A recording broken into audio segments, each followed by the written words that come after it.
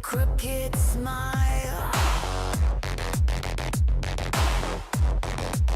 Words spill out, all venom, no style. Promises made, they rot in the air. A handshake, a lie, a blank, cold stare.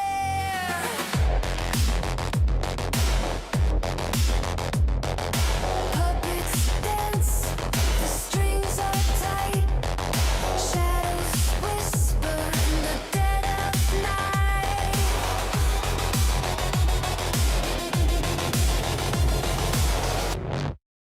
This is some bullshit. We see through it. This is some bullshit. Can't undo it. Say it loud. We won't quit. This is some bullshit.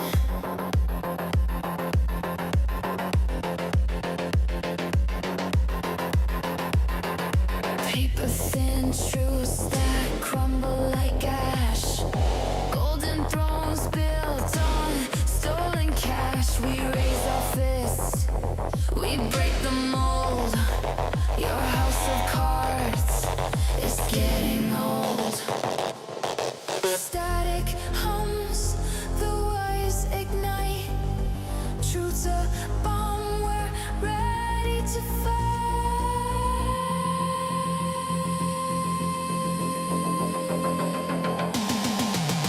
This is some bullshit. We see through it. This is some bullshit. Can't undo it. Say it loud.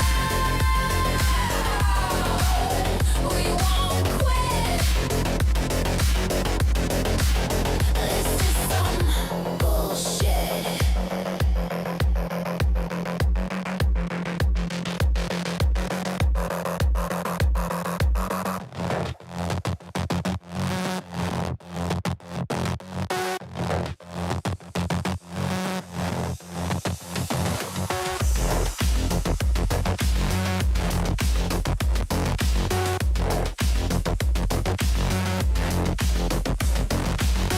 All right. Almost ready to go. I'm here.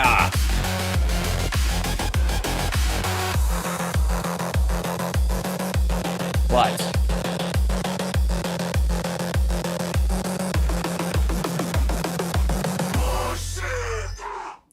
I think I should just go straight to me. Hi, how are you? Welcome to the show. It's Hal Sparks Megaworldwiide. Here's the greatest chat room in the history of chat rooms on the greatest live stream in the history of live streams. I gotta say, I'm thinking about launching another show because I'm not busy enough.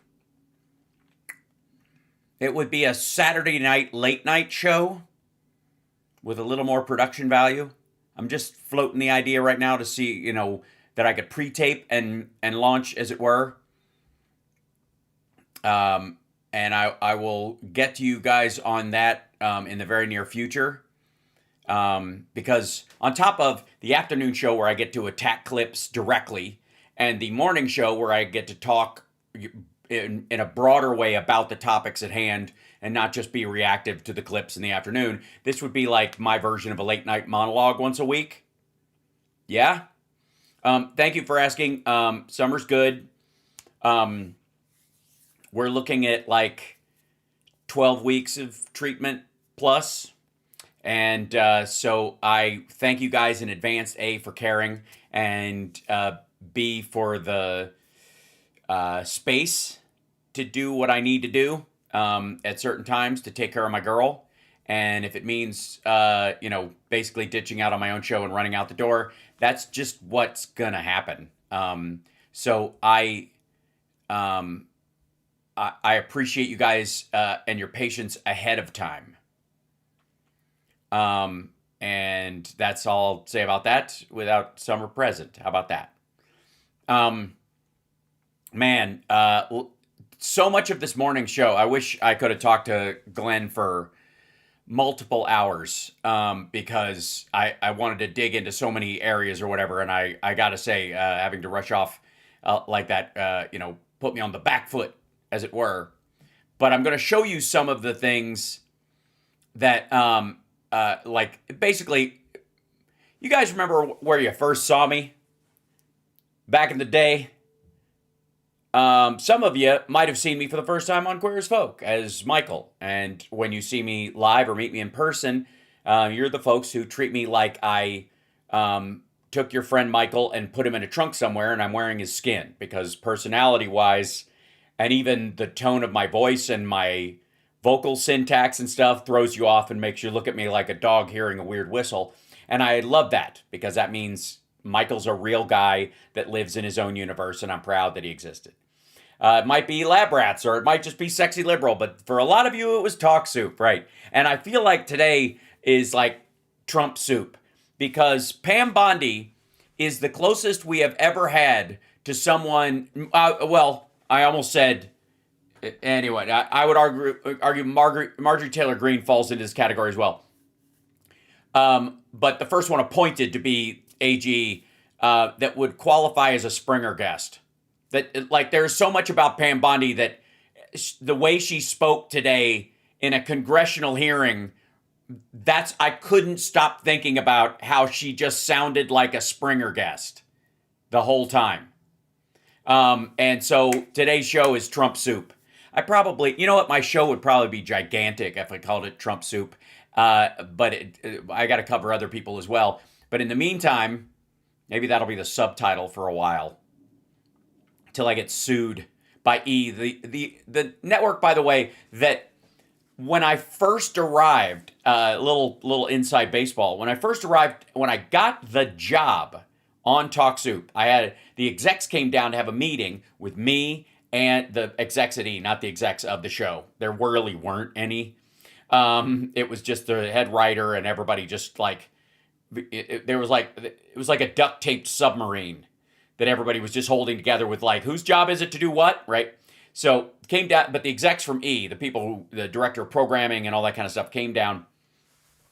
And we sat down and it's like, this is my first day.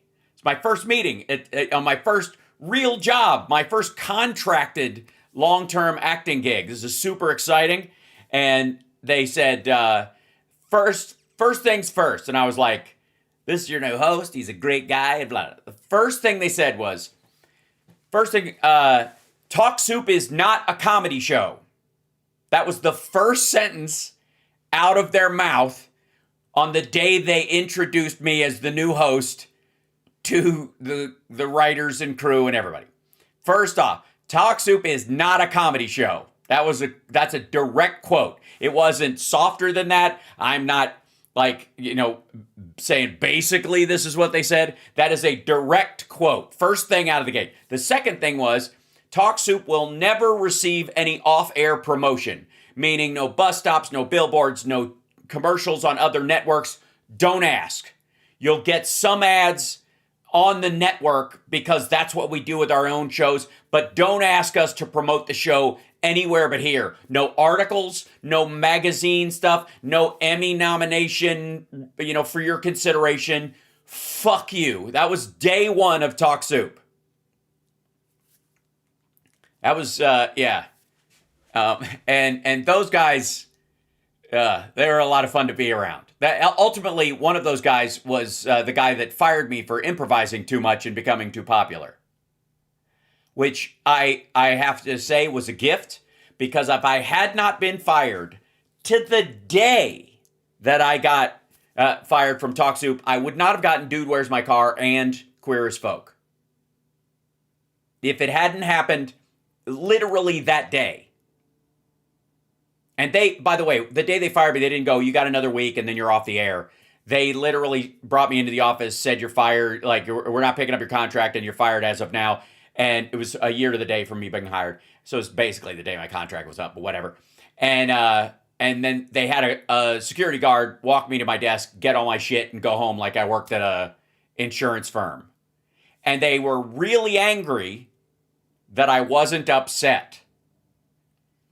They were really mad. They were the executive that fired me specifically, who wanted to tell me that I was gone, was very mad that I didn't fight or get upset or any of that. I was like, okay, because I knew the real part of my career didn't start until I left there. They always talked about it as a springboard. You know, I was making less doing Talk Soup than I would have teaching an acting class. So if that gives you some idea of what the pay scale is there. And so I was like, all right, okay, this is cool. I mean, it's good that I had it, but that's all I needed. And, but literally if they hadn't fired me that day, I would not have gotten, Dude, Where's My Car? I auditioned for it like 3 days later because now I'm available. And then they had been looking for Michael for a long time and hadn't been able to find him. And they were like in a tailspin. They're starting production soon. They don't know who. So they gave me this script while I was shooting Dude, Where's My Car? And they're like, it's a big hit in England, but nobody wants to do it. You know, and I was like, I read it. It was magic. It was beautiful, great script. And I was like, I'll do it. Put me in, coach. This is great. So I got cast in both of those things in about 2 weeks' time, right after I left Talk Soup. And the head of the network put out a memo to E! News Daily and all the shows. We do not cover Hal Sparks' red carpets. We do not cover Hal Sparks' interviews. We do not do, upfronts with Hal Sparks. He is persona non grata here. For real. This is really how it went down. It like just really petty and gross, right? Just gross. Yeah. And anyways, that lit and talks like Dude, Where's My Car and Queer as Folk both launched the same day that December. So I think it was December 15th of 2000. That's when both of those came out. So happy, I'm just saying, when there are times in your life when everybody else, if they heard the details of something that happened during your day and they went, oh dear God, that's terrible, maybe a little wait and see. Joel didn't do Talk Soup. Joel did The Soup, and they only did it 1 day a week. He's a talented guy. I'm not taking anything away from him. I did it when it was a daily show. So did Aisha Tyler, by the way. And when Aisha came in, they were intending to, shut down the show with her on it. They were in the process of intentionally killing the show with Aisha on it. I feel such kinship with what she went through, her 9 to 10 months that she was on the show before they shut it down. And then they brought it back years later once a week as The Soup and then killed it again because that's who they are. But they literally did not want to be associated with Talk Soup, and it was too popular. They just couldn't get out from under it. It was ultimately like the Talk Soup network, and they were like, the only way we'll ever be the E! News Daily and the E! True Hollywood Story / Bravo network is if we kill it. So when I left, I knew they were going to, and I met Aisha, and she's like, we kind of met a couple weeks later, and she was like, I'm like, I know it's weird there right now, but here's what I'm telling you. Get everything you can out of it immediately because they're going to pull the rug. And they did. She's lovely. And I'm so glad she ended up on Criminal Minds. And she's just a great woman. She's fantastically funny. She's really talented. She's a great actress. Like Aisha was great. It was great that she got her break like that. And again, the time it took to break you from that show was actually very short. If you stayed on long, that's why I think Henson had an issue escaping it because he was on for 4 years. And whereas, and I also found out when I first got the job, a little more inside baseball before we get started on this fucking craziness, that when, I think I've met Joel McHale in passing once. But when Greg Kinnear was on, originally it wasn't supposed to be funny at all. He was just supposed to play clips and almost like E! News Daily, just kind of show the clips of some of the stuff that happened. And he couldn't not make a face after some of the clips. This is true. Greg Kinnear invented Talk Soup as a funny show because he simply could not watch the clips and not go, what the fuck was that? Right? Like basically every time they played, he had to say something about them. And then it became a rolling thing. And you know what they did? You know what they did to Greg Kinnear for doing that? They fired him. That's right. They fired Greg Kinnear. They fired him, I think, 3 times. They brought him back a second time. Don't make any jokes. Right? And then he was like, all right, I'll behave. And then they kept at it and they fired him again. And then the ratings were actually starting to grow. It took a huge dip. And then they begrudgingly brought him back while going, okay, well, now we'll just make it a funny show. And Greg's not funny enough to make it a funny show. He's just kind of pedestrian funny or some shit. He's too wry, too dry for them. And so they went about trying to find, because it was the mid-90s at that point, a Jim Carrey. And so that, hence Henson's hiring and why he kind of did an alrighty then kind of an attitude thing, because that's what they were looking for at the time. Is Kinnear funny? He is. He's charmingly funny and he's got a nice wit about him. He's way less funny as a quippy guy insofar. I mean, I've only met him a couple times after the show or whatever, and I talked his fucking ear off because he's much quieter than I am. Surprise. But good guy though. And but that's what they brought Henson in to do. Was like, we're going to hire a guy who will be like a B grade, and Henson rose above this, but the goal was a B grade Jim Carrey as a host. And he went well beyond that. But he was there for 4 years and it became what he was known for more than anything else. And so Kinnear, by being fired early, didn't wear it around his neck as much as anybody. Same thing with me, because I was only there a year and Aisha was only there like 9 months or something like that. That allowed us to move on from it. It's like some SNL cast members never leave and can't shake it and don't go the whole like Mike Myers, bloom into movies, right? Okay, some of them don't do that because they're there the whole time. That's their expected home. You don't expect them to see them anywhere else, right? Like Keenan, right? You get sort of trapped in it, as it were. And believe me, it's a gilded cage. I don't feel sorry for anybody who gets a long gig like that. Ask anybody on fucking Law and Order SVU. Holy shit. The real estate holdings alone of the cast members of that place could probably house every homeless person in the country. And one of the greatest things that ever happened to Belzer. We got the benefit of the show without the burden of typecasting in it. And that's what I think ultimately, because Henson's a talented guy. I really do think there's more to him. And I think it would be great to see, instead of the spot gray Henson, the gray Henson being funny in movies in the future. I'm looking for him to be Tarantino'd. That's my instruction to the world. Like, Henson's a gem. Hire him. Use him in other stuff besides hosting. But that was sort of part of, I think, why one of the reasons why the execs there were like, we're churning out these celebrities and the benefit comes away from here, so fuck them. So they have this kind of cruelty. The joke around E, literally when I arrived, was, you can't spell evil without it. That was the joke that everybody said at the job I just came to. So, and I'm sure it's much better now. Anyways, so is Joel McHale a nice guy? He seems to be. I don't know him very well. He's very tall, and he's gracious. I'll give him that. I cannot judge him as a human being, but when I have met him, he has been a gracious fellow. Even as short as I am compared to him, and usually tall guys like that with celebrity tend to look down on people both biologically and psychologically. So but he was very nice insofar as that. So,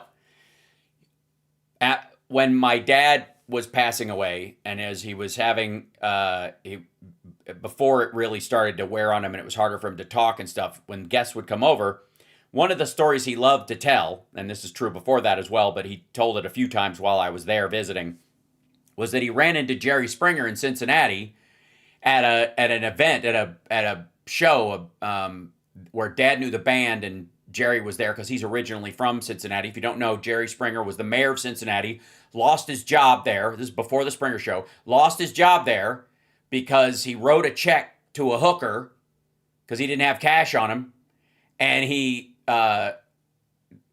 it bounced. And she turned him in. She was mad because the check bounced and she turned him in. Awesome story. You could think of that as the pilot for the Jerry Springer Show. So, yeah, true story. Anyway, so my dad runs into Jerry Springer, and he introduced himself as Harry Sparks, but he didn't say anything else. And Jerry goes, "Are you? I know Hal's from Kentucky. Are you any relation to Hal?" And he goes, "Yeah, that's my son." And he goes, "Your son saved our show. Our ratings had taken a big dip around basically the last 2 years at Henson. They used a lot of clips early on, but then they were moving to other stuff. We'd taken a big dip, and then when Hal came back in, he brought more of our clips on, and his jokes were so good, our ratings went up. People went back to watching the show too." Yeah, I'm not short. I'm 5'9". I'm the perfect height, you know. I'm big enough for most action and small enough for most escapes. But yeah, so anyways, Jerry was like very sweet to my dad and was like, we owe him a debt of gratitude and stuff. So that was very nice. That made my dad's day at that point. So thank you, Carrie. And thank you guys for being supportive during this rather difficult, I would say it's going to be 8 months total since late October. We found out about Summer's diagnosis the day I left to go be with my dad. So if anything you've seen in my performance has been a little off and distracted at times, that's why. So yeah, and we've got from now till probably June of summer stuff, and also that's when my dad's funeral will be. So I'm just saying, give me a wide berth at times. That's all I'm asking, and I will try to I'm going to show up for you guys as best I can. So, all right, now on to the madness, shall we? Now that I've talked a half hour off the show at the top, but let me know if you want more inside stories. I might even be talked into telling the entire Ashton Kutcher story. All right. Anyways, all right. This is I'm gonna see what the first one. Okay. So let's start with the most incendiary, and of course this is maggot on maggot violence in a lot of ways. This is Thomas Massey. Pam Bondi was just an absolute, just basically like a human shit poster instead of the Attorney General of the United States. Like, she came there not because she wanted to show what a great job she was doing as AG, but so that she could basically, it felt like she was auditioning for Caroline Leavitt's job when Caroline Leavitt goes away on maternity leave. It really did. And she's not going to get it because she's actually too mean and full of shit for Caroline Leavitt's gig. Yeah. All right. So here we go. And this is, again, Massey and Bondi have shocking fight as he accuses her of Epstein Files cover-up. And by the way, it is patently obvious she is guilty of violating the law, and she knows it. And that's why she's so awful and defensive about this in all of these clips. Very briefly. Oops, hold on. To her statement. There you go. Well, I think we can do that Okay. probably on one of our members' time. Okay, thank you. I don't want that to get away. Thank you. Yep. Thank you, Mr. Chairman. Behind me, I have 3 documents from the DOJ production that are emblematic of the massive failure of the DOJ to comply with the Epstein. Okay, failure is an interesting word because that asserts to me bug, not a feature. And I would argue that she was hired as second fiddle to Matt Gaetz because Trump thinks of that as a feature, not a bug, not a failure, an active choice to ignore the law to protect rich pedophiles. Period. Files Transparency Act. To my right is an email that was sent by the victim's lawyers to the DOJ. It was a list of names not to redact, a list of names not to release. What did the DOJ do with this email? By the way, I'd like to point out, other people have brought up this list as well in the congressional hearing today. On the Democrat side, they blurred the names. They literally didn't want to be part of putting the names back out there. Massey doesn't. Massey just shows it as it is in the files. And you can make up your mind which you think is a better tactic. I think from the Democratic side, it's more sensitive to do that. It does look like more theatrical to people who want to nitpick it, but I think that's what you would do. It just, if you're complaining the DOJ doesn't redact these names, then not redacting them yourself, presuming that in the future they will be you see what I mean? This email in the document production, literally the worst thing you could do to the survivors, you did. And they're getting phone calls. A lot of these people didn't want to be known. And we know you touched the document because you redacted one name. And yeah, the lawyer, the man. You redacted the lawyer's name, but you left the survivor's name there. The next document I want to show you, that was in the title, the victims' survivors' names, all right? The title of this one is Child Sex Trafficking, Co-Conspirators, fully redacted. Yeah, look at that. The faces are covered and their names. It's literally in the law, like you can't redact the names of co-conspirators or anybody else who, isn't a victim to avoid embarrassment. And which is amazing. By the way, I'm going to unredact them here. I think that's Leslie Groff in the corner down at the bottom. And then Les Wexner. Les Wexner is in this. Now, your your deputy attorney general said, oh, well, he appears hundreds of times in the files, but he doesn't appear in this file until I forced you to release it, where he's listed as a co-conspirator, not to tax evasion, but to child sex trafficking, not to prostitution, not to money laundering, child sex trafficking. And then finally, what we have here is the third exhibit that I have is emblematic of the FD 302 release. These are the documents that we need that you're holding on to and over-redacting because they have the names of the men who are implicated. How do we know?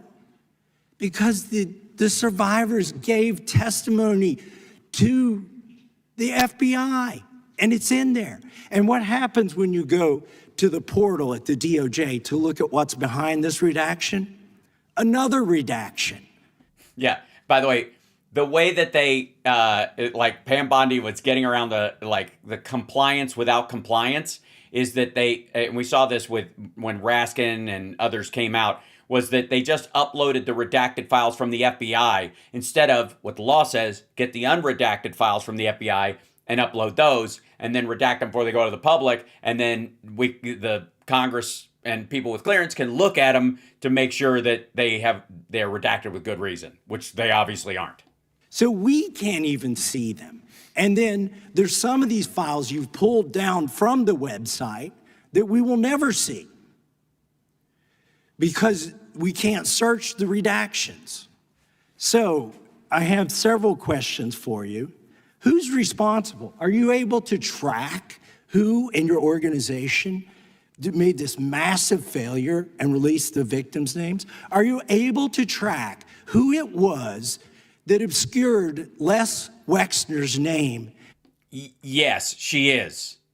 Because other people wouldn't have done that, and whoever did so on direct orders from her. Or I guess even Kash Patel in some situations. Because if you just handed it out to a bunch of agents, go, hey, redact anything in this that is a victim's name, but anybody else any man who shows up or whatever who's involved and all that, you got to leave that open. Then they made their pass. That's what I think. As a co-conspirator in an FBI document, do you have that kind of accountability? I believe Wexner's name was listed more than 4,000 times. Yeah, I already told you that. This is where he's listed as a co-conspirator. Can I finish my answer? Come on, let me finish my answer. We corrected that within 40 minutes. He was already, you're acting like everybody's trying to cover up Wexner's name. Reclaiming my time. I'm going to answer this question. Reclaiming my time. Mr. Chairman. This isn't how this works. Can I have? Again, this is the dodges he's trying to. She did it within 40 minutes of them calling her out.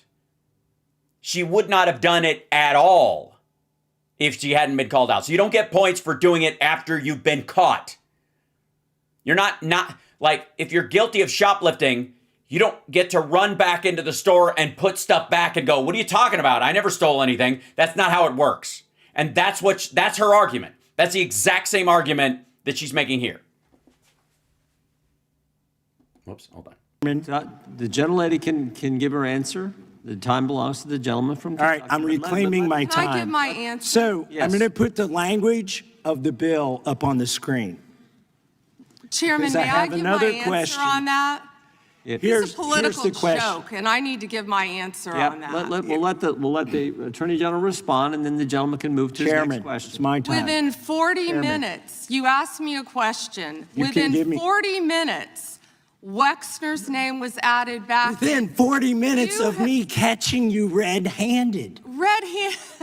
There was one redaction out Where of he's over listed as a co-conspirator. 4,700, Okay. and we invited you Show in. the video. This guy. This is like, we invited you in. No, you're legally required to show your work. This was not an invitation.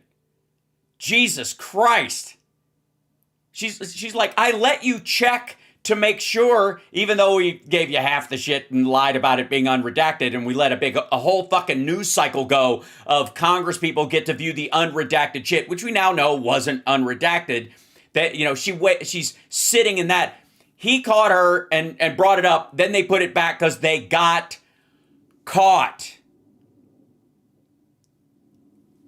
And she says it's an invitation. It's not an invitation. Oversight is not an invitation. The Congress is not invited to have oversight over the executive branch. They have a fiscal and legal responsibility to check your work. Shithead. God damn. Trump derangement syndrome. Oh, right. That's He needs to get, you're a failed politician. Gentlemen, You need to time get belongs on to these you to watch the matters. video. Mr. Chairman, please restore his time Hold on and one second. remind the witness of the... Hold on. Pause. He's playing a video, so it gets overlapped at one point. Where the heck is there's my pointer. You fool, you've broken my pointing stick. I've got nothing to point with now. She says he has Trump derangement syndrome, and which, by the way, I would say that only maggots have, because you'd have to be fucking deranged to vote for this adjudicated rapist and arguably a pedophile, and certainly a pedophile enabler multiple times. Like, you'd have to be fucking crazy.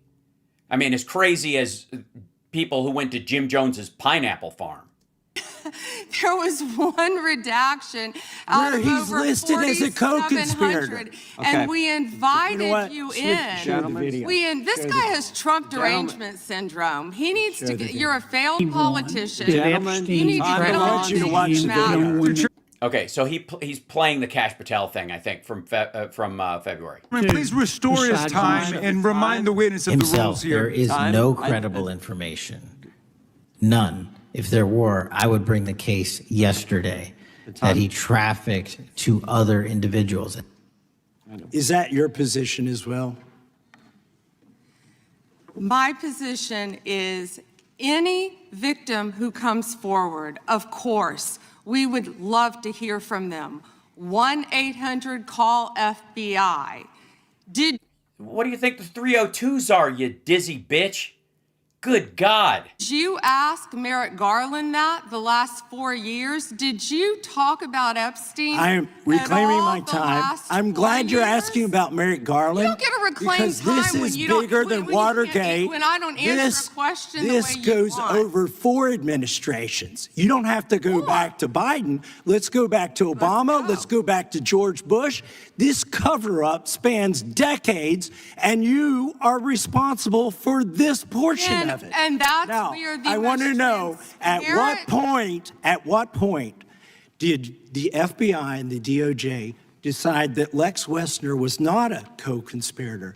Because our Epstein Files Transparency Act requires you, please put it back on the screen, please, to release the internal decision about whether to. By the way, this is also the part that requires them to allow Congress to check and see if the redactions that they're making are legit or not. Somebody has to look at it. If you're not going to put a special master in charge, then members of Congress are going to have to be able to look at it, because you'll never even know if they're violating the law if they can hide it behind a wall. So again, that's why the computers they set up in this room are not an invite. They're a requirement of the law. This is the same thing. They're providing those internal DOJ communications, which they still haven't done. Prosecute him or not, and it's not in the files, and it's not in the files for any of these other men. Time of the gentleman has Which, expired. may she answer? And he's a hypocrite because he voted against the ban that we were talking about on deep fake AI porn. Only 2 people voted against it, and you were one of them.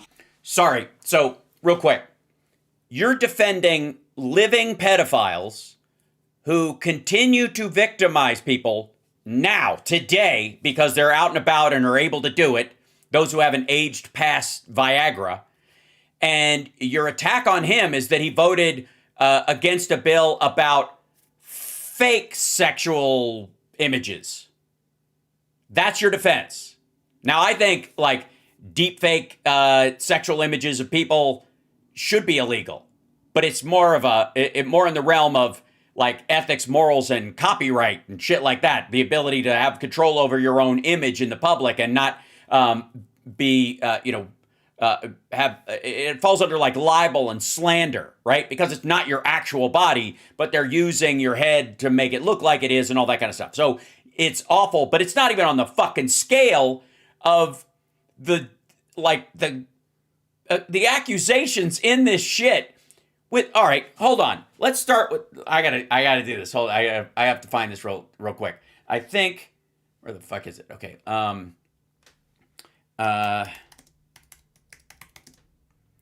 Keith Frankel and Pam Bondi. Okay, a lot of stuff is being made of Keith Frankel. Yeah, there's a post of them. Yeah, here it is. No, clear that. Get out of the way. I want to see the picture. I don't want to. All right, here we go. This is Pam Bondi and a guy named Keith Frankel. This Mark Pentecost puts this up. Just wrapped some filming today with a couple of great friends, Keith Frankel and Pam Bondi. A lot goes into behind the scenes work prepping to be on screen. It's awesome to have them in town to be a part of the Florida Wild movie. We have a lot of fun filming. Okay.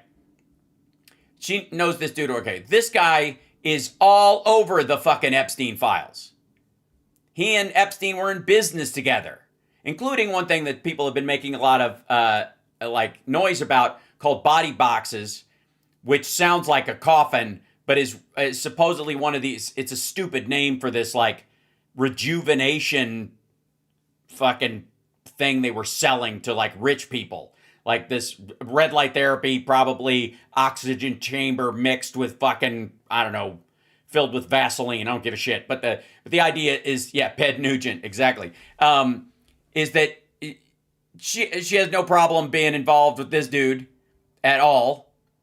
I'm assuming he's the one on that side. But this idea that she's like horrified, or that she was, particularly offended by what Epstein did, when she could have torn up his the non-prosecution agreement against his co-conspirators at any time when she was AG, which she did not do, which again I would argue is feature, not a bug.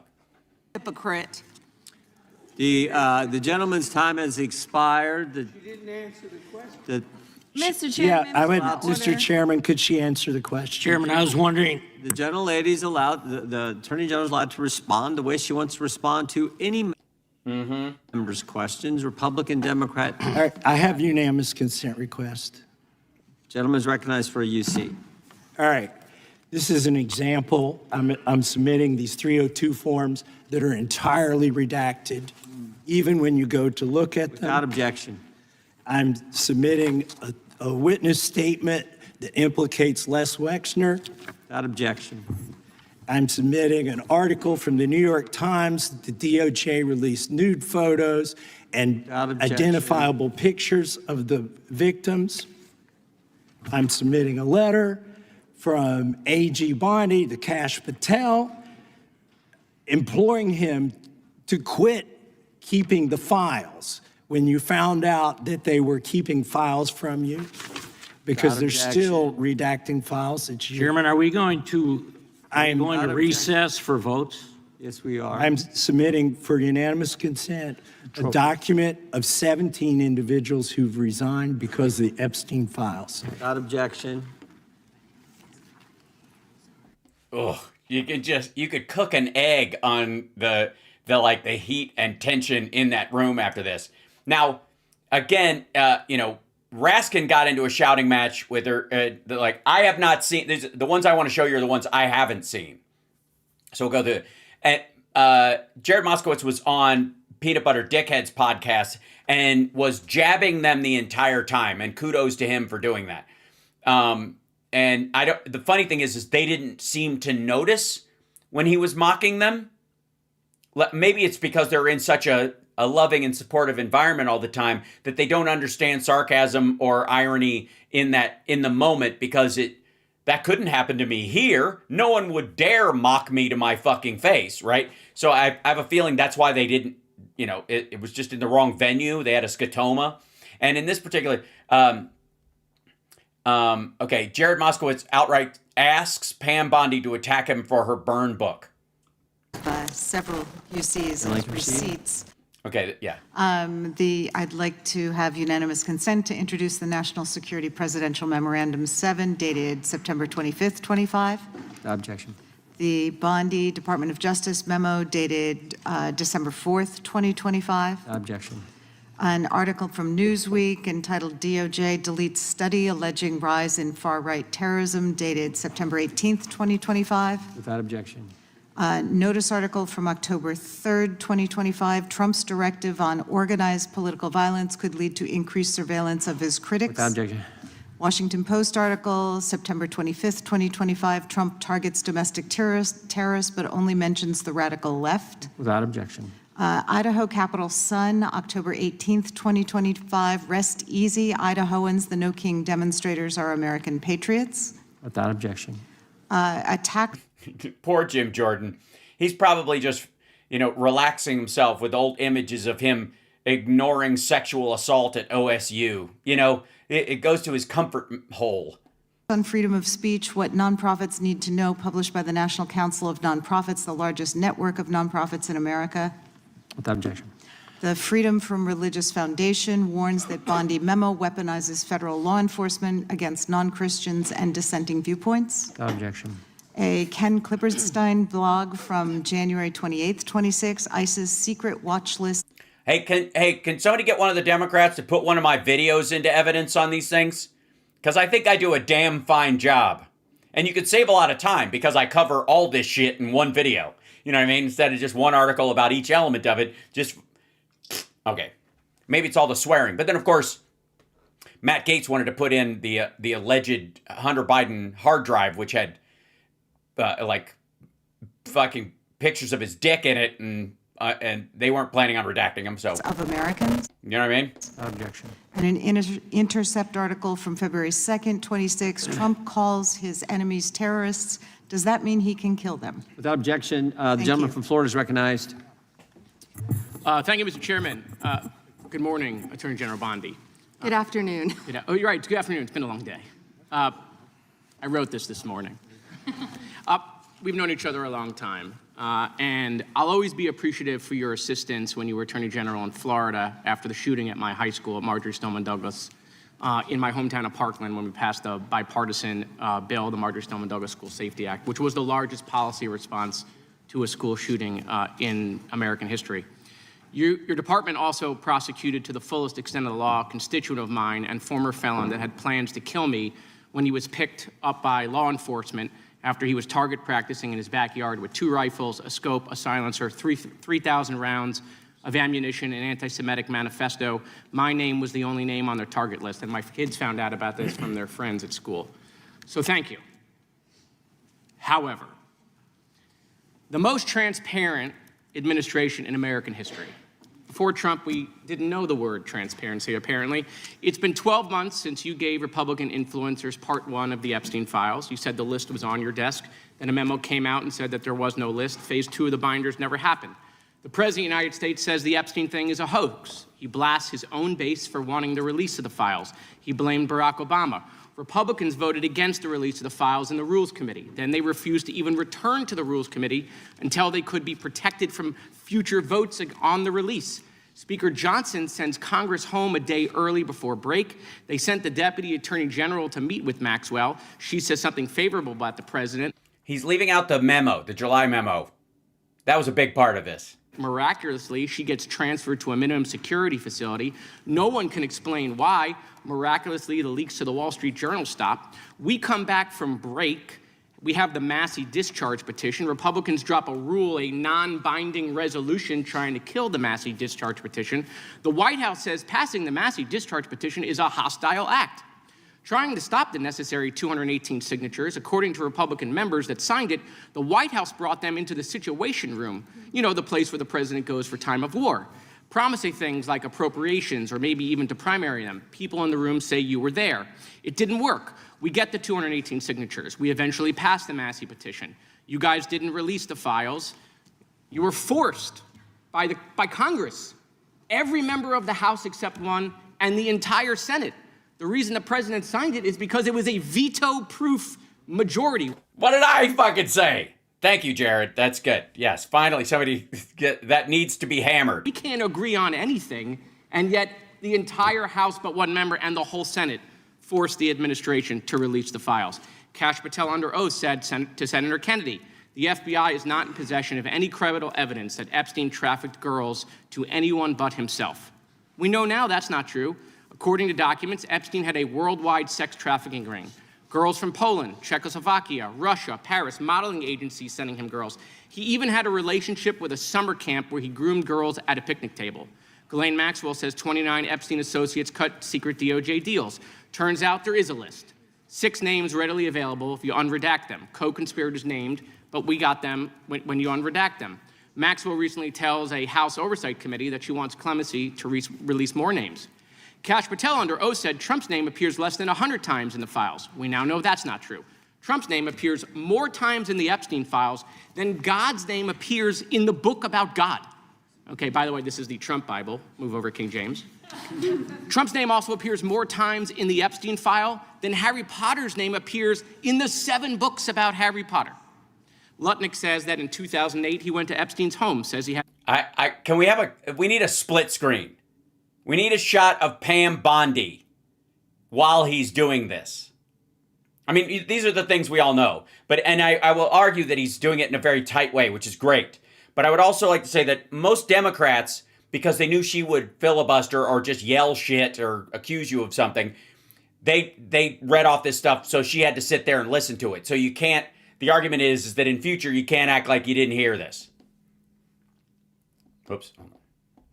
Said he got one every day, that it was the right type of massage. He and his wife decide to leave and say they'll never be in a room with him again. Howard then says, I'm sure the Epstein stuff is all on video. He was the greatest blackmailer of all time. Well, how would Howard know that? But now the files are public, and in 2012, we found out that he and his family are on Epstein Island after Epstein pled guilty to state charges. I'm from Florida. I take my family to Disney World, not to Epstein Island. There are documents in the files that dispute the president's claim that he kicked Epstein out of his club. Allegedly, the president said that he asked Epstein to leave. Supported now, that's disputed, though, statements from the manager of the club. Now, Madam Attorney General, I have like 25 seconds left. So because I'm curious, and I'd like to see you flip to the Jared Moskowitz section of the binder. I'm interested to see what staff provided on the oppo on me, and because we're in the Olympics, I'm going to give it a grade. I just want to see how good it is. So give me your best one. So first of all, nothing is funny about mocking the Bible and holding up a Trump Bible. That's what you did. You made a joke, and I find offense to that. That's all I have to say. I want it from the burn book. Shame. I want it from the burn book, which is the best one. What you got? Has expired. The gentleman from Wisconsin is recognized. Gave her a 0. Also, maybe she wasn't mocking the Bible. Maybe she was mocking the Lee Greenwood song lyrics that are included in it. The redacted version, the word of the day, the redacted version of the Bill of Rights that somehow eliminates the one or omits the one on slavery. So good. All right, Ted Lieu, another good dude. I've met Ted a couple of times at Sexy Liberal shows. It's the extent of my interactions with him, but we've had good conversations, and I know that occasionally his staff watches the show, so hi. You're welcome. Anything I could do. Feel free to, in the comments section, if you want me to go after anything in particular, I'm glad to hunt it down for you because nobody does it better. All right. So, Ted Lieu accuses Bondi of lying under oath to her face. Well, that's, in all fairness, that's only because Patel isn't there and he would like to do it to him too. I have a UC. There's a lot of UCs. Ms. Crockett from Texas is recognized for UC. Thank you so much. Donald Trump's approval rating implodes on his strongest issue. This is from Newsweek today. It says 40% of people approve of Trump's handling of immigration and border security, while 60% disapprove. Without objection. Oh, by the way, this is when Jim Jordan's left to go vote, and he's Andy Biggs has taken over. That is a net drop. Now I recognize the gentleman 20. from California, Mr. Lieu.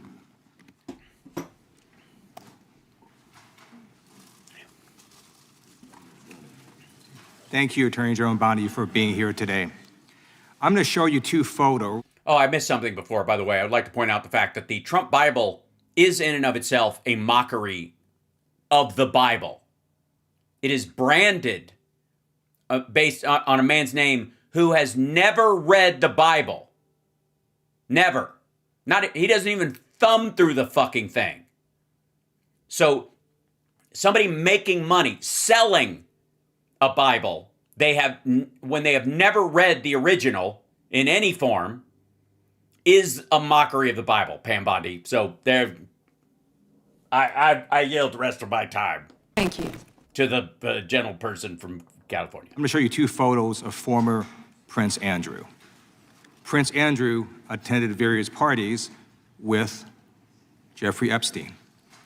Under the law Congress passed, you were allowed to redact photos to protect the victims of Epstein's sex trafficking operation.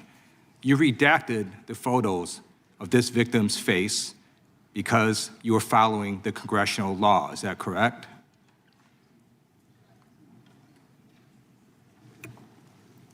I'm sorry that we redacted the victim's Because you were face? following the congressional law, correct? Yes. Okay. Yeah, whatever. Yeah, I don't even know what you're asking me, even though now I think I'm being set up. You have now established that please put the photos back up, that we are looking at a sex trafficking victim. Under the Federal Victims Trafficking Protection Act, not only is Jeffrey Epstein guilty, but anyone who patronizes Epstein's sex operation is also guilty of a crime. That's why I find it absolutely despicable that you sought to protect Epstein's clients, like former Prince Andrew. Last July, you closed the case on Epstein's abusers.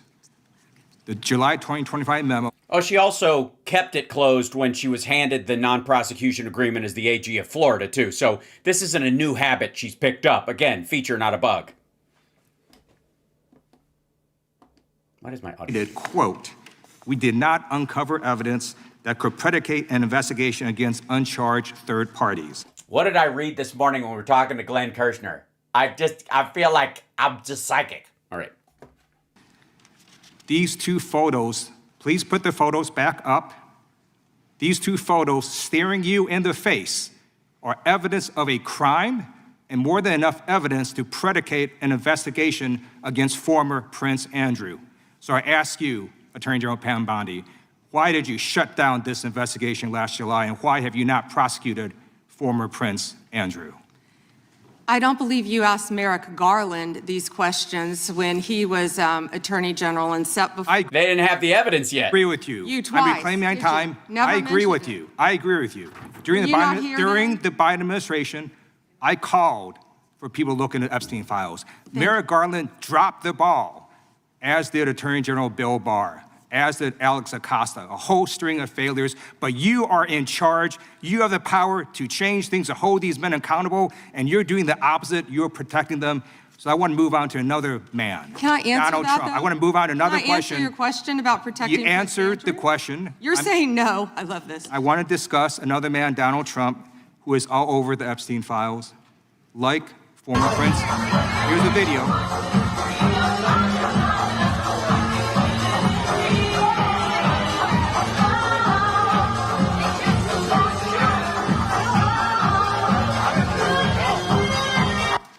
Like former Prince Andrew, Donald Trump attended various parties with Jeffrey Epstein. I want to know, were there any underage girls at that party or at any party that Trump attended with Jeffrey Epstein?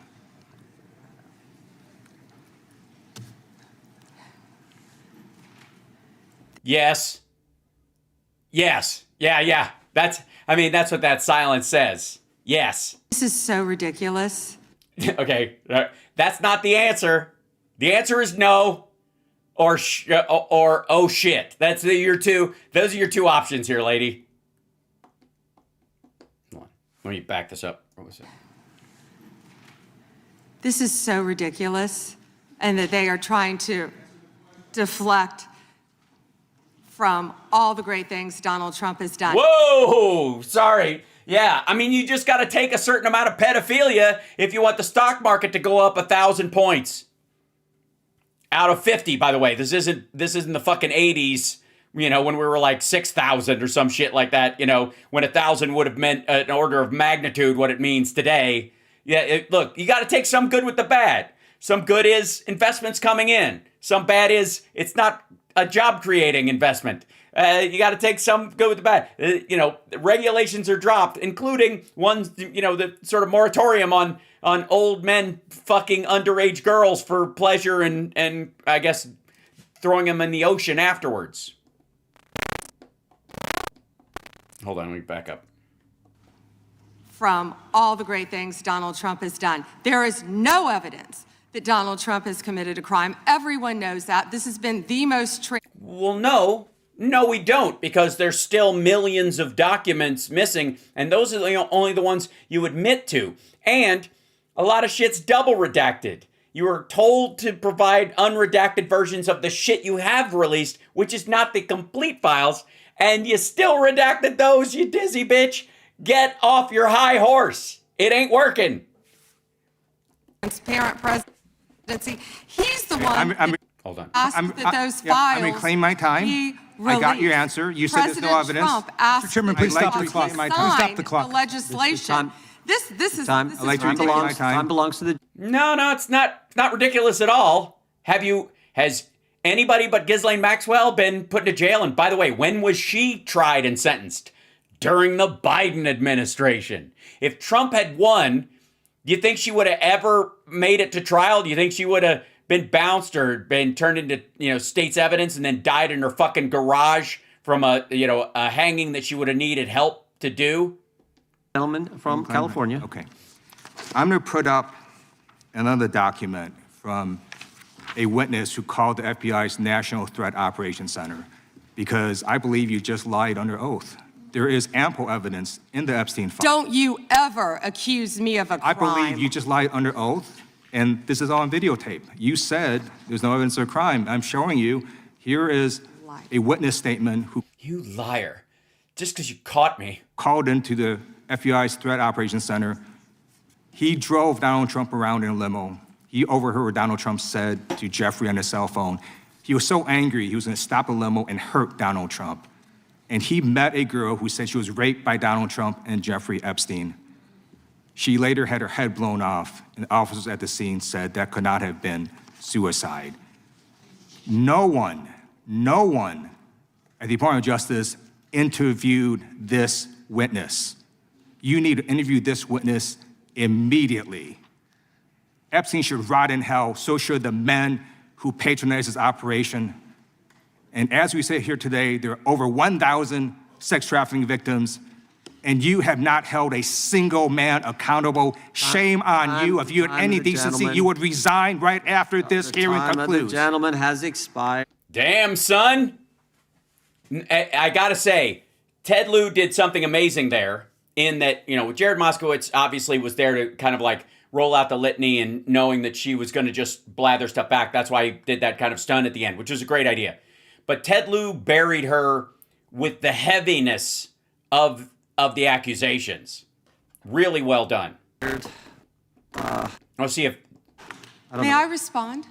Yeah, I don't know how you respond. No one can. I did not ask a question, Ms. He doesn't You're want allowed to talk to. about I did the not ask a horrific question. crime in California.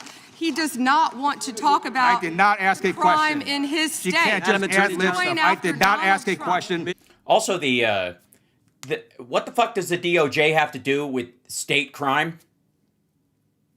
If this goes into my whole thing about like Republicans suggesting whenever you bring up we need, more school funding and stuff, they always go, we just need more parent involvement. Well, you can't legislate that, motherfucker, unless you want to put a bill up that throws parents in jail for not helping with homework. Shut the fuck up and talk about things that you can actually legislate. Well, regular order crime in big cities with lots of people where all the crime happens except in, pairing it with the population per capita in smaller towns and red areas all across the country, it's actually higher. But in the big cities, that's where you get the hard numbers, which is 200, 300 murder victims a year, that kind of thing. Jumping on police dealing with those crimes, or the congressperson who's in charge of that area as if they have a direct responsibility, like the mayor would, or the city council, or the sheriff, or whoever, as a way of distracting from a job you actually have. There's no other way to describe what she's doing other than a protection racket for Trump and Epstein's other buddies. Just fucking hideous. So one of these things, I'm gonna grab one more because this is so good. It's so good. All right. Sorry, I have to. There it is. All right. Did I get that? Yeah, I got that one up there. There you go. And then there's Valent, and then Crockett. Everybody just fucking brought the noise today. So goddamn good. Oh, and then the yeah. Let's go to Raskin real quick because we've been following the fact that he actually went and looked at the redacted. I don't even know how to refer it. Like the next violation of the law that Pam Bondi engaged in, which was pretending to release the unredacted stuff when actually keeping them redacted.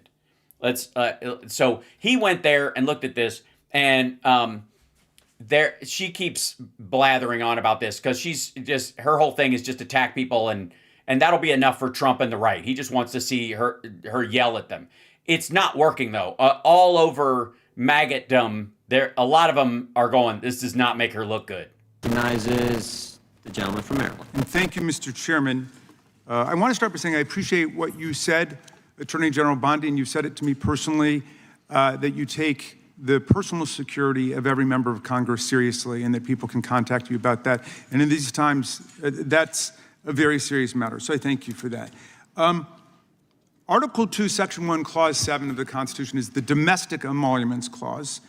And it says that the president is limited to his salary in office and cannot receive any other money from the federal government while he's in office. It cannot be increased by $1. This president is the first president in U.S. history who has repeatedly sued the federal government for $230 million for the judicial search warrant at Mar-a-Lago, which was perfectly lawful and was never struck down. But now he's suing the IRS for $10 billion. He's suing the IRS for $10 billion, which I think is around 80% of its annual budget, because his tax returns were leaked. And they were illegally leaked by a private contractor who actually is in prison now, Charles Littlejohn, but he wants $10 billion. Now, but I want to ask you the question of whether you think it would violate the Domestic Emoluments Clause for you to settle that $10 billion case or any of the other claims that the president has made against the government. He himself has remarked, it's interesting because I'm the one that makes the deal, right? And he says, I kind of have to work it out with myself. Do you think it would violate the Domestic Emoluments Clause for the president to work out a deal from people who are his subordinates under his unitary executive theory to get money in one of these cases? I'm not going to discuss pending litigation. Well, then you can talk about the Epstein co-conspirators then, I guess. Right? You can talk all about Epstein and everybody involved, because there are no pending investigations because you closed that shit in July. Hold on. You're saying because his privacy rights were violated in that tax case, and they were. I'm with the president on that. I mean, his Mar-a-Lago thing is ridiculous, but there's no doubt that his tax returns, despite the fact that he promised to release them, despite the fact that every other president released the tax returns, he suffered embarrassment when it showed that he hadn't paid taxes for several years, and he had a right for that not to happen. Now, I want to turn back to the Epstein survivors, because President Trump may have been a little bit embarrassed by the release of those tax returns. How much do you think the claims of these survivors are worth? As the good congressman from Kentucky just pointed out, there were lots of survivors who had decided, for reasons of their own, never to release their names. That determination was represented to people in Congress, and we built it into our federal law that their names could not be released, and yet you published their names, their phone numbers, their addresses, personally identifying information. If Donald Trump can get $10 billion, theoretically, from the Department of Justice, how much should these people get for a far worse violation of their privacy rights and a far greater danger established to them in their lives? Do you even know who Chase Mulligan is? You're so obsessed with, you don't, do you? I'm going to teach you the rules again. You're the Attorney General of the United States. We have rules here. You're obsessed with him. You're the Attorney General of the United States. With obsessed with Donald Trump. You have Trump derangement syndrome. Mr. Chairman, I'd like my time Mulligan will be restored. I'd like my time restored. In your district. In your district, and you don't even know about it, about keeping children safe from online predators. Time belongs to the gentleman from Maryland. The gentleman can proceed. Yeah, and I want the whole country to look at this, because this is the Attorney General of the United States, whose job is law enforcement. We've never had a witness who has misunderstood our rules and been unable to conform his or her conduct to our rules before. We have only 5 minutes. Fuck the rules. She's violating the law. Please continue. And so we use our time to ask you specific questions. How long are you giving me to Excuse answer? me, I'm not yielding to you right now. I'd like that second restored too. So, Ms. Bondi, the way it works is we ask you a question and you answer it. And if you go off on a wild goose chase, another tangent, you start reading statistics or you start talking about stuff going on in our district. And by the way, I invite you to my district. Come to my district, but that's not what we're here to do today. Okay? So, and you do that, then we're allowed to say we reclaim our time. At that point, you have to be quiet. You have no choice. You have to be quiet. So I hope you understand the rule at this point. Now, here's what I want to ask you. You're in law enforcement. We've seen all kinds of evidence of crimes. And when we go over to the Department of Justice for the 4 computers for every member of Congress, we see more evidence of crimes. Will you create a joint task force of the Department of Justice and governors and state attorney generals and district attorneys across the country to investigate the crimes that have taken place against these victims and more than 1,000 like them? The DOJ is not doing its job. Will you create a task force with state and local law enforcement to make that happen? No. Gentlelady can respond if she wants to. Thank you, Chairman. He called Chase Mulligan a wild goose chase and didn't even know who he was. He is a defendant in your own Chairman, district who preyed on girls. Mr. Chairman. Well, you know what? If he were part of the Epstein investigation, you wouldn't do anything about it. Online chat rooms and committed sextortion. Yet he didn't even know in your tiny little district who he was. Mr. Chairman, she's embarrassing you. He's about to be This is your committee, and she is embarrassing Shame you. on you. The time of the gentleman has expired. Okay, so again, this is kind of her standard way of doing this. But the biggest takeaway from that is no, she's not going to put together a task force to go through this stuff. They're not going to allow for a special master. Again, the only remedy here is vote blue no matter who. Until we have the numbers in the House and the Senate, none of this shit is going to change.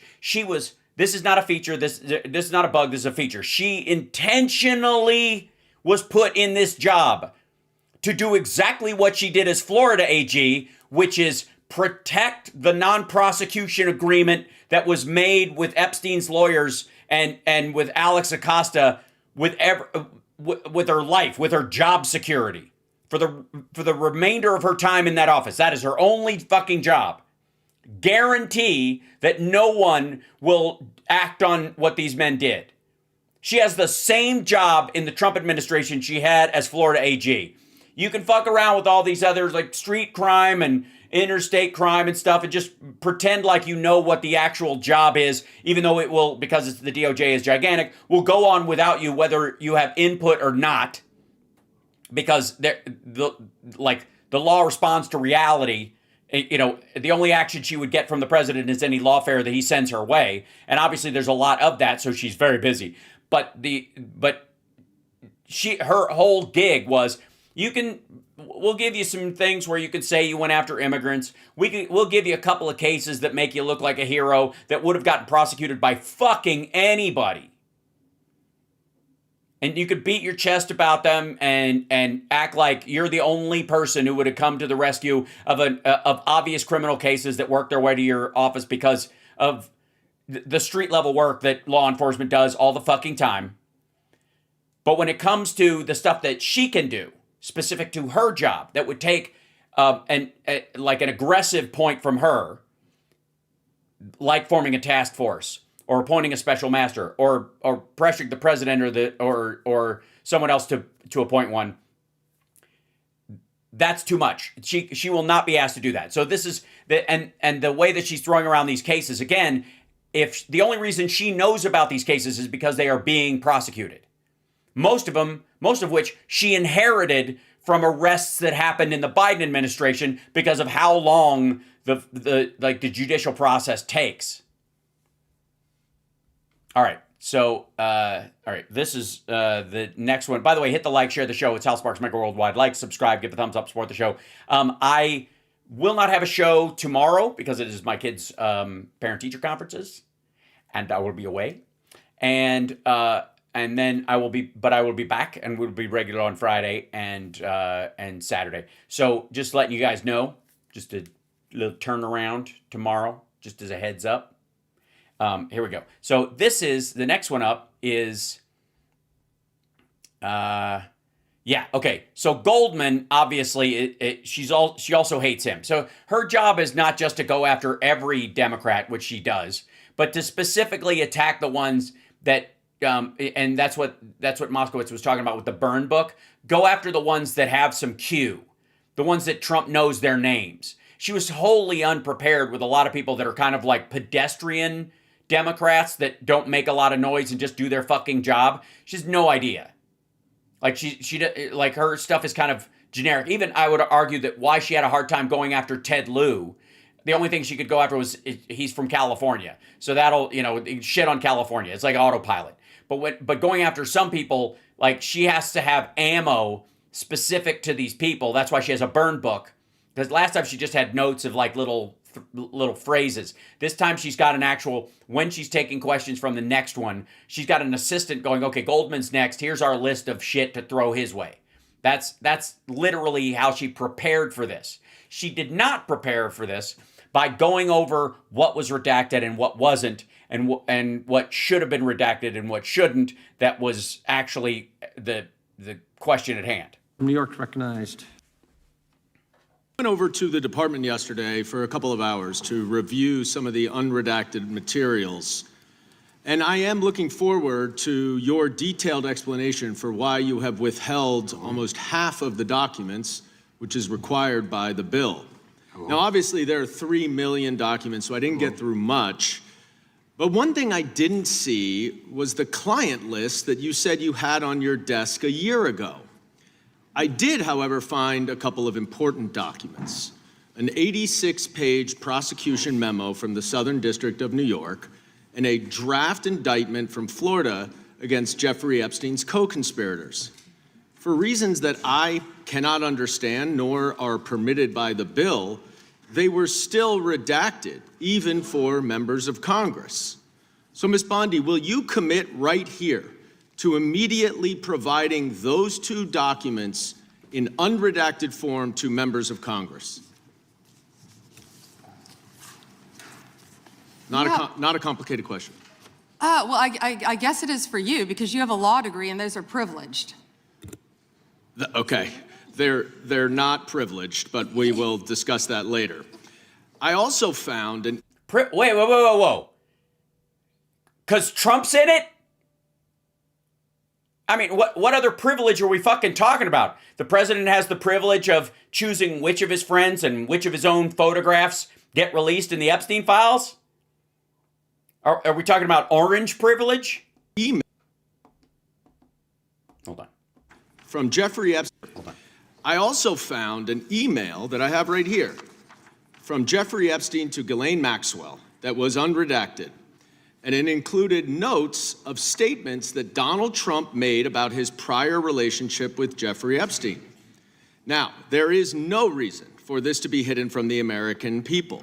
There is no privilege, there is no attorney-client privilege, and I see you're checking with your staff, and I can assure you, staff, this is not under attorney-client privilege because it was sent from Jeffrey Epstein to Ghislaine Maxwell. Will you commit to publicly providing the unredacted version of this so that the American people can understand the extent of Donald Trump's lies about his relationship with Jeffrey Epstein? You're about as good of a lawyer today as you were when you tried to impeach President Trump in 2016. Have you apologized for that in 2019? So will you unredact this? Will you were unredact lead this? counsel on that privilege. I'm asking you, will you unredact this?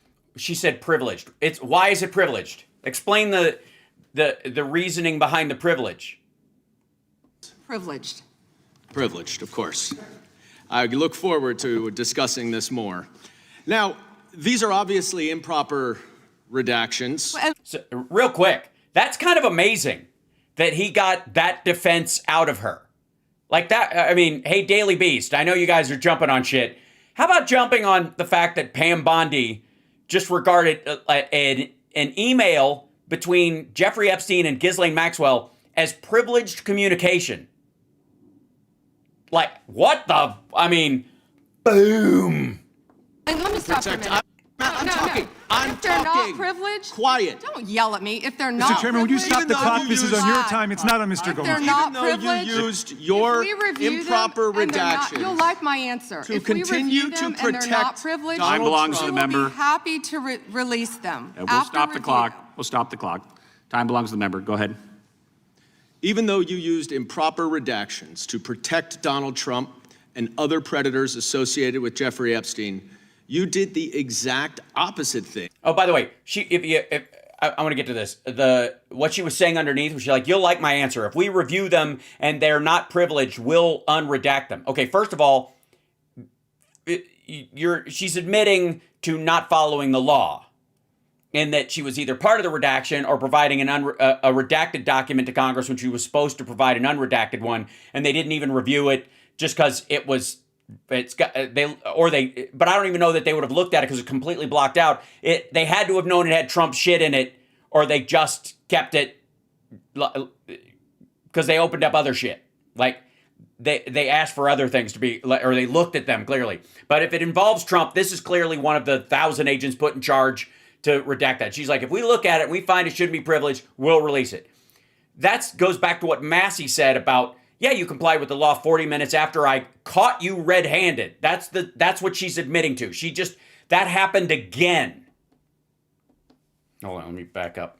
Associated with Jeffrey Epstein, you did the exact opposite thing with the survivors and victims of this scheme.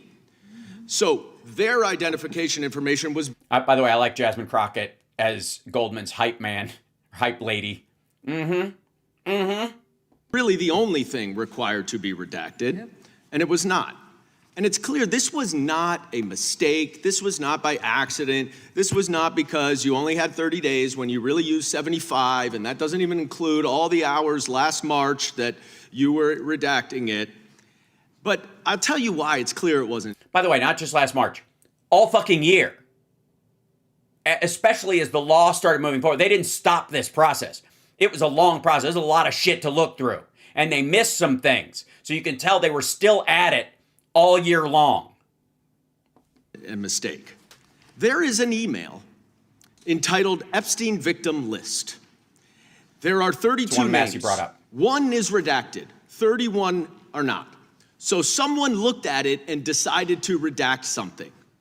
And I will tell you that is clearly intentional to intimidate these survivors. Also, I'm going to assume, for the record, Mr. Chair, reclaiming my time from him reclaiming his time, that the reason that one name was redacted is because Trump knows that's his victim, or at least one of his.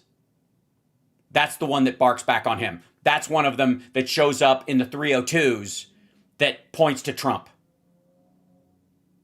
Specifically. That's why it's redacted. Of all the listed names, that's the specific one that wasn't thrown out of a helicopter or sent back to Czechoslovakia that he's worried about. That name's on the list, and they were like, oh shit, that's the one Trump was bragging about to us. That's what that is. They redacted Trump's victim. I'm just saying. It's clearly intentional to intimidate these survivors and victims. Now, in an interview last week... How will you tell me that's intentional? In an interview last week, Deputy Attorney General Todd Blanche... You can't go off script. ...said that any victim that wants to speak with the department has done so, hopefully. Well, thanks to the incredibly brave people sitting here behind you, we can actually ask them if that's true. Now, would the survivors and victims who are here please stand up one more time? Just by show of hands, how many of you or your loved ones actually have met with the Department of Justice and provided testimony and estimate and evidence? None. And of those of you who have not met, which is everyone, how many of you have reached out either individually or through a lawyer or representative to offer to provide testimony and evidence? All of them. And of those of you all... Jasmine just, You go, Goldman. Go, Goldman. Bring the gold, baby. All of you who have reached out, how many of you were denied or ignored by the Department of Justice? All of them. And despite the shameful and despicable efforts by Ms. Bondi and her department to intimidate you, how many of you are still willing to speak to the Department of Justice? All of them. Well, Ms. Bondi, it looks like you have some more witnesses Gentlemen, this to time talk has expired. to, and I yield back. Nicely done. By the way, way to bring it home in the time he has allotted, and leaving that on her, on her doorstep, particularly brutal. I wish again that they were able to. I mean, this is fucking Forbes, and they're taking the C-SPAN poll, and they're just going to focus on who's talking or who's answering at any particular time. Democrats, I would suggest something real quick, if I may. You have access to the cameras in committee. And there is nothing that I know of stopping you from live streaming committee hearings from your own portal anywhere. And having someone hired, especially when dealing with a topic as big as this, and I recommend it for the next impeachment, that you need to have somebody running the switcher in there so that when this footage goes out and it's broadly there, you guys can show what you're meaning to show, including the screen that goes up there, including the graphics that you have. There is nothing stopping you from putting that into your own kind of production of this. If you don't have access to their switcher, there are a myriad, and I would gladly walk you through it, of OBS-based systems like this that are completely free to the taxpayer and to your donors, where you can source multiple cameras and a single audio source, which would be the mic feed that everybody gets in the press pool, and you can place a camera aiming at the gallery, a camera aiming at the witness, a camera that and have somebody point the camera at each staff, like your own staff member could do it as part of their job. And then a little button that puts up whatever graphic you put in so that when it pops up, they see it as well, whether the person that puts it up on the screen at the showing does. I would say worth the investment. I would gladly walk you through the tech on it.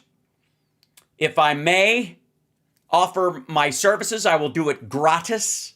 And you can put it down as $2,000 of contribution to I'm selling myself short here, but $2,000 of contribution to the DNC or something, or whatever the max is.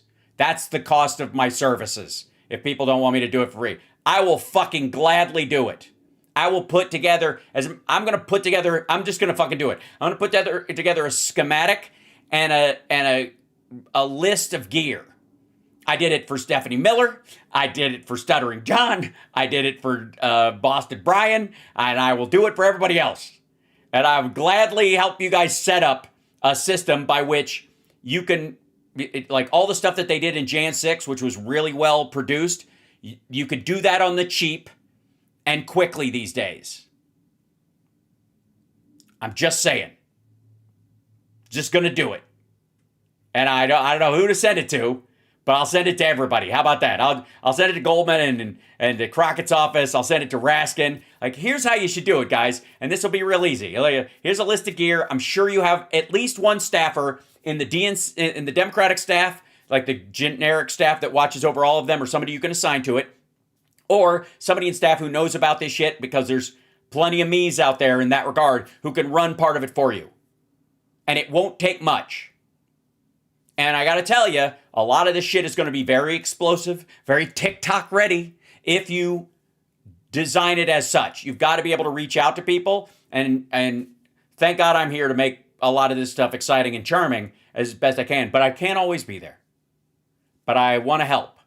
So anyways, there we go. And chat room, I will get together with Rob Glenn as well.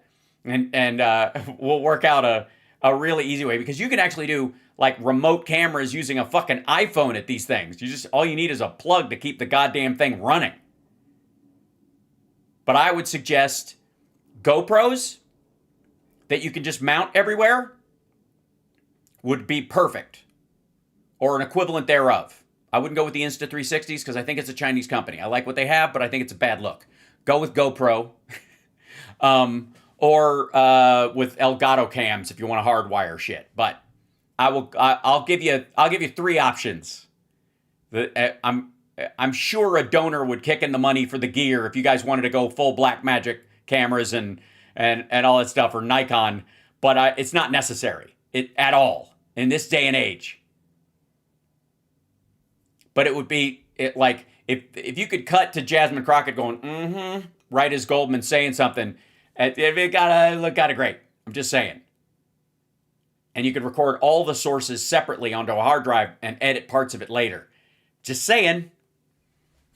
Glad to help. Look, I know I have my tech issues, but that's because I do this by myself. I run the show, do the commentary, and interact with my beloved chat like by myself. If I was just running one of these gigs, I'd fucking have my feet up.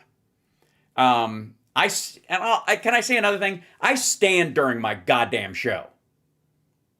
That's right. That's right, everybody else. I'm calling you out.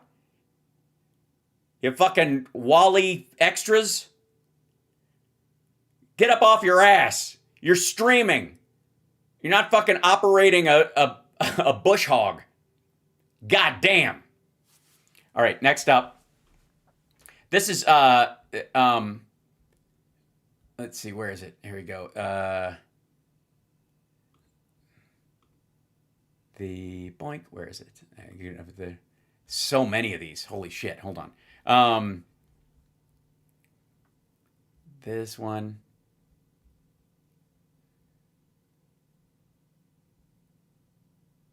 Yeah.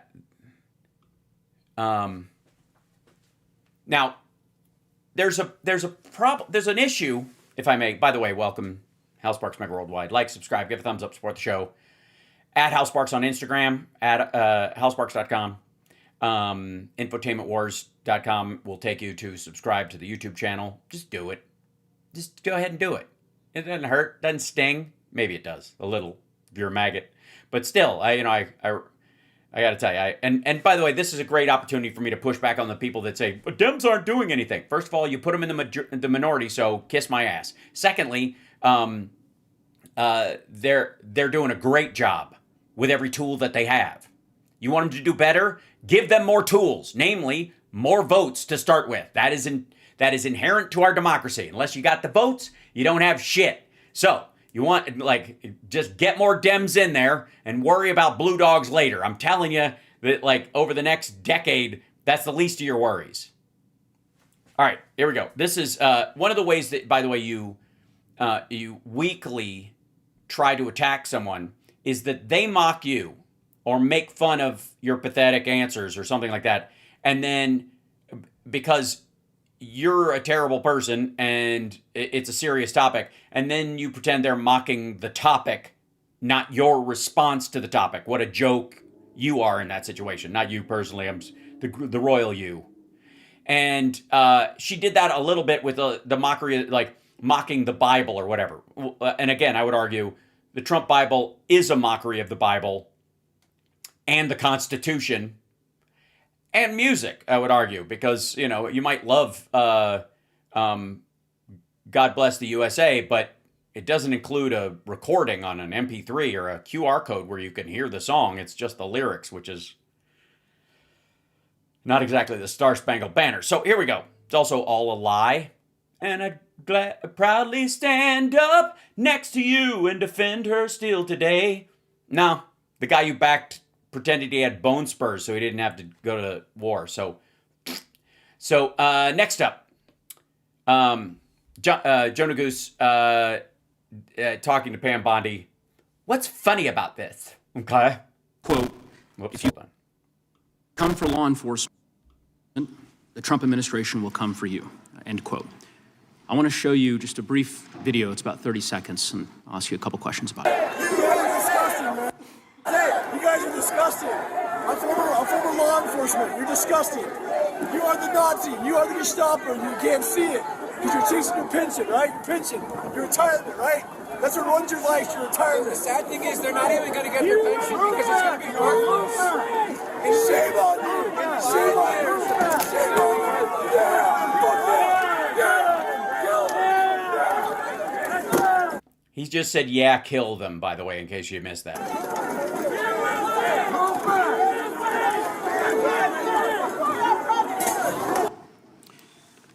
Attorney General Bondi, that man works for you now, right?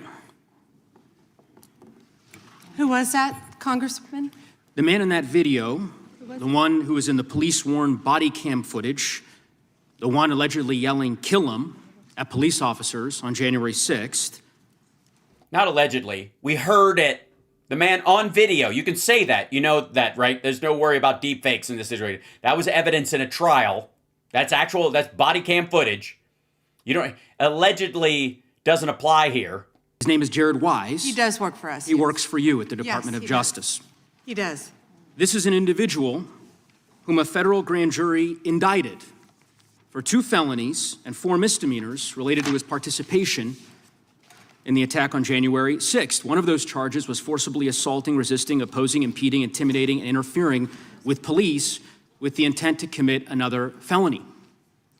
This is who you choose as the chief law enforcement officer of the United States of America to hire at the Department of Justice. Someone on video yelling, "Kill him," at police officers, right? I believe he was pardoned by President Trump. Oh, he was pardoned. You're right. You're right. Pardoned by President Trump for his offense. Pardoned for yelling, "Kill him," at police officers. And yet you expect hardworking police officers across the country to believe that you take law enforcement seriously. You could imagine the reaction of so many folks across the country hearing the chief law enforcement officer of the United States refuse to even condemn what that individual whom you've now hired did. But in any event, let's talk a little bit about. But again, I would have shortened this. I would have said, she's like, he pardoned him. Yes, which is an admission that he was guilty, but that it's okay with Trump. And thereby okay with you.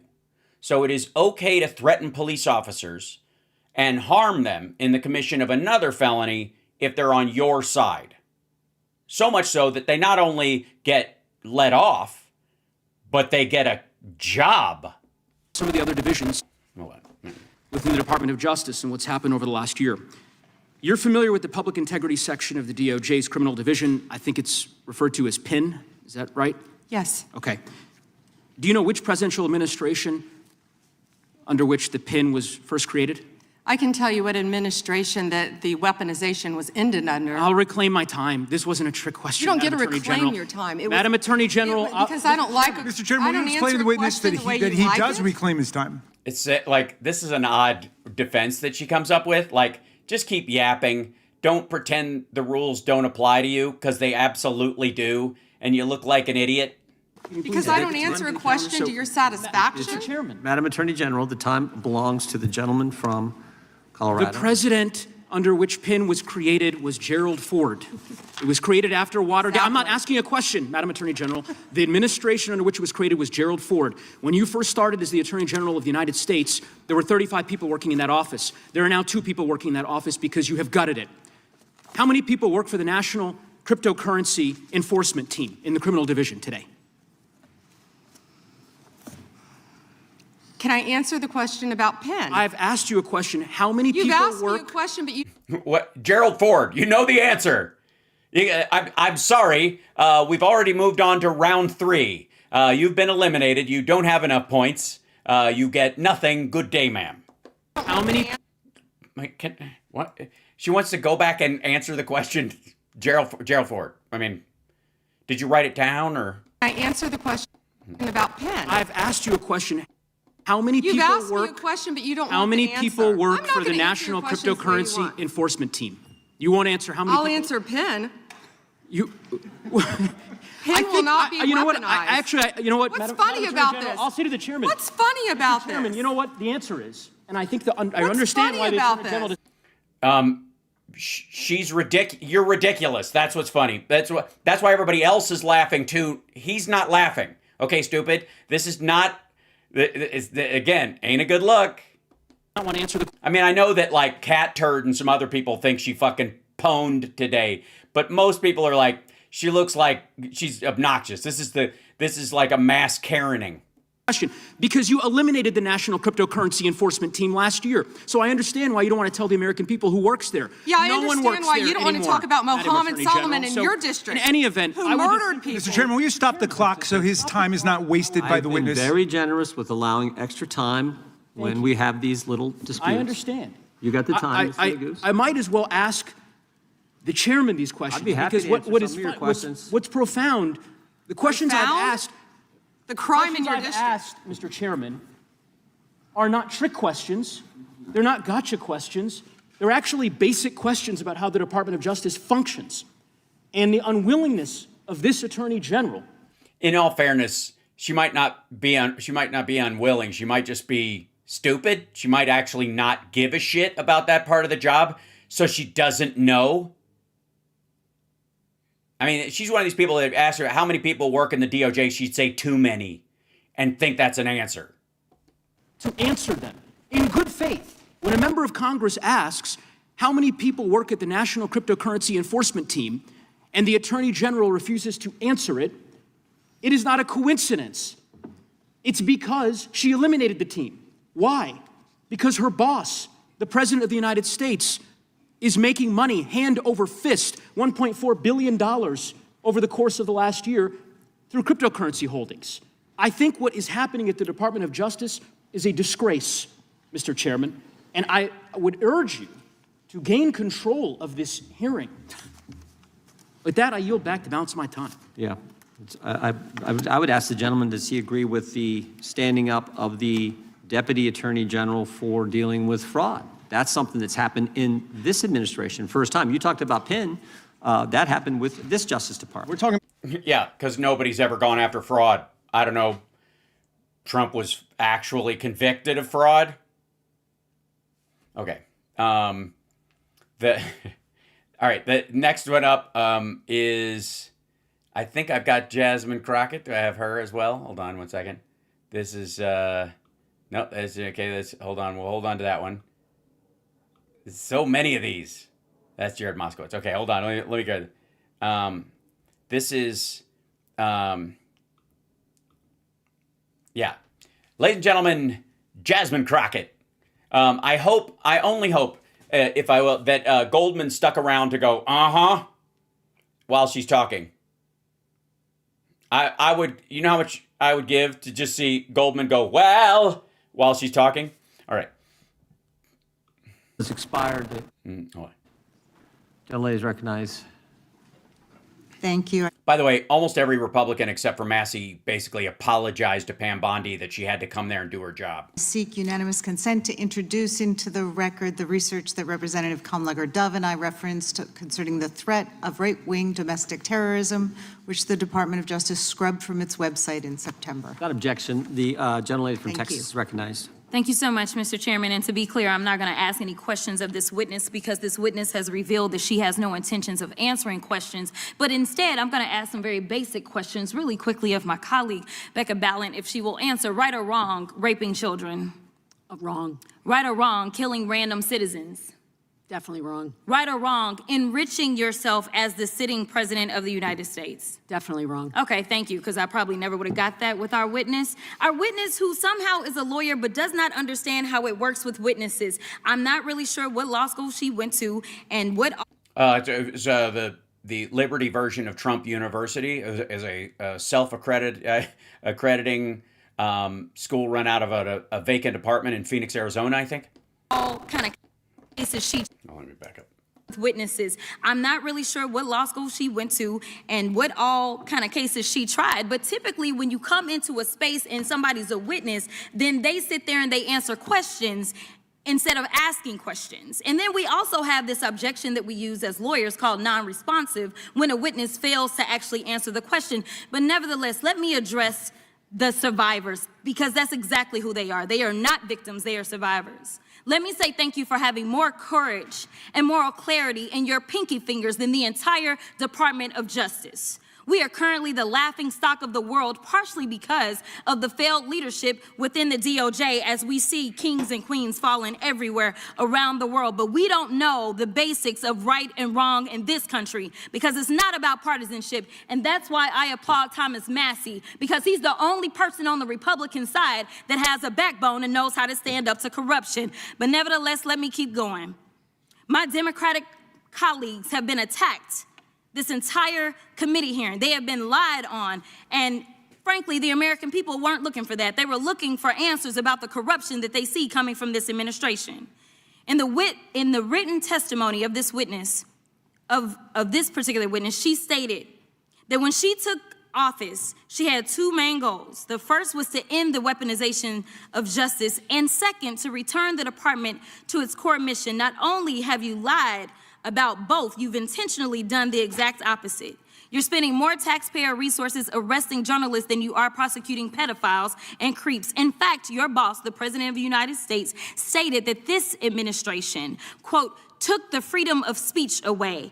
And at your direction, DOJ has arrested Don Lemon and Georgia Fort. And I might add that y'all actually had a judge that rejected y'all for trying to arrest Don Lemon before, just like the grand jury rejected y'all as it relates to Senator Kelly, just like a grand jury rejected y'all as it relates to Senator Slack. I like her team. I mean, it's interesting that like there's almost like the separation in outfits, but they're wearing redacted shirts? Are these members of staff or guests or victims or whatever wearing like redacted emails? Just shit. Like the case against Tish James was dismissed and the case against Mr. Comey was dismissed. I completely don't get how it is that you're sitting at the top of DOJ because you don't seem to be good at your job. You're spending more taxpayer resources arresting these journalists. In fact, we know after Georgia Fort and Don Lemon were arrested, we know that there were homes of journalists that were raided. We know that threatened prosecution against students protesting your actions and forced tech companies to remove apps used to track ISIS activities. But let's circle back to you protecting pedophiles and creeps, because I want to talk about the president and his possible involvement with Jeffrey Epstein. Now, I don't know what the president might have done with Jeffrey Epstein, but unlike this administration, I believe that facts matter, so let's talk about the facts. Fact number one, Donald Trump is one of the most named people in the Epstein files. At least 5,000 files contained more than 38,000 references to Trump, his wife, or Mar-a-Lago. Fact number two, Jeffrey Epstein and Ghislaine Maxwell made young girls available to Trump on multiple occasions. For example, according to this file, Ghislaine Maxwell presented a young girl to President Trump who spent more than 20 minutes apparently flirting with her. Here's another example. This shows notes from FBI investigators that describe Jeffrey Epstein transporting a victim to Mar-a-Lago to meet with President Trump, where he bragged to Trump that, quote, "this is a good one." Now, I'm not saying that the president is a pedophile, but there is a lot of evidence in these files that suggests that he's very close friends with a lot of men who are pedophiles. What's crazy about all of this is just that this is... Again, why don't we have a sweat cam? Why don't we have a shot of Pam Bondi while she's having to listen to this? I mean, don't get me wrong. This is, she's great TV on her own. But I think it would be awesome to have that split screen. I'm going to, again, this is just a project that I need to work on with the Democrats in the House. Let me back up. What's crazy about all of this is just that this is a big cover-up. And this administration is engaged in it. In fact, this administration is complicit. But there are numerous others, like how the DOJ is attempting to obstruct justice in the investigation of the rogue agents who have murdered American citizens, or how the DOJ seized voter data from Fulton County in an attempt to steal the 2026 midterm elections, or how federal agents have Tom Homan on tape accepting a bribe and your agency killed the investigation, or how your agency is ready to give the president a $230 million payday, which is unconstitutional. The Constitution is clear. The president shall not receive any payment except his salary while in office. The fact of the matter is that you will be remembered as one of the worst attorney generals in history. An attorney general who has prioritized obstruction over justice, corruption over the law, fealty to the president over loyalty to the Constitution. And Mr. Chairman, I will yield. Gentlelady yields. Gentleman from Missouri is recognized. Excuse me, gentleman from Kansas, the Attorney General, former What's the difference? Attorney General, Mr. Schmidt is recognized. Thank you, Mr. Chairman. And do you want to respond to any of that? By, actually doing your job? I'm kidding. All right. Hold on real quick. Let me, I want to grab one more. Oh, Trump spoke at one thing. Chat room, if I may, I will divert from the great job that the Democrats were doing at these hearings and kind of her whiny response to this to what Trump decided to do while Pam Bondi was running interference.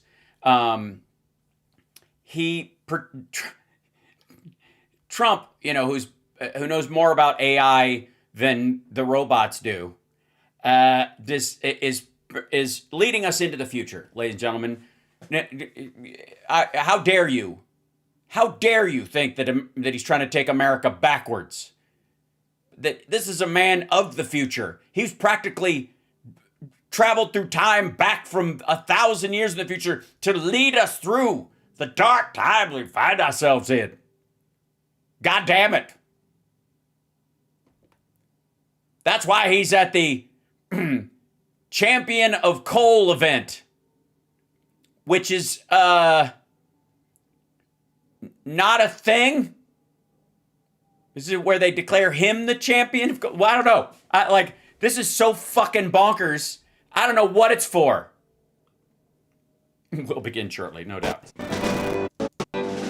I love that there are guys wearing hard hats inside the White House just so Trump knows who to ignore.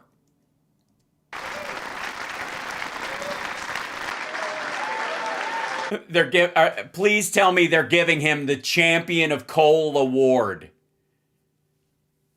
Fucking hell.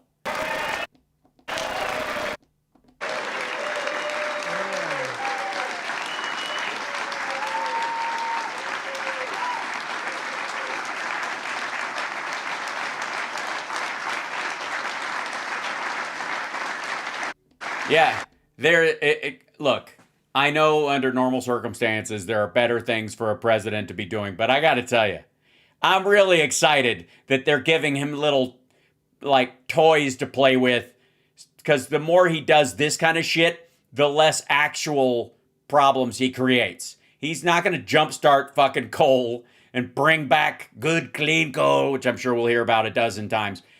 And it's better him doing this than fucking dictating a policy on shitter or something.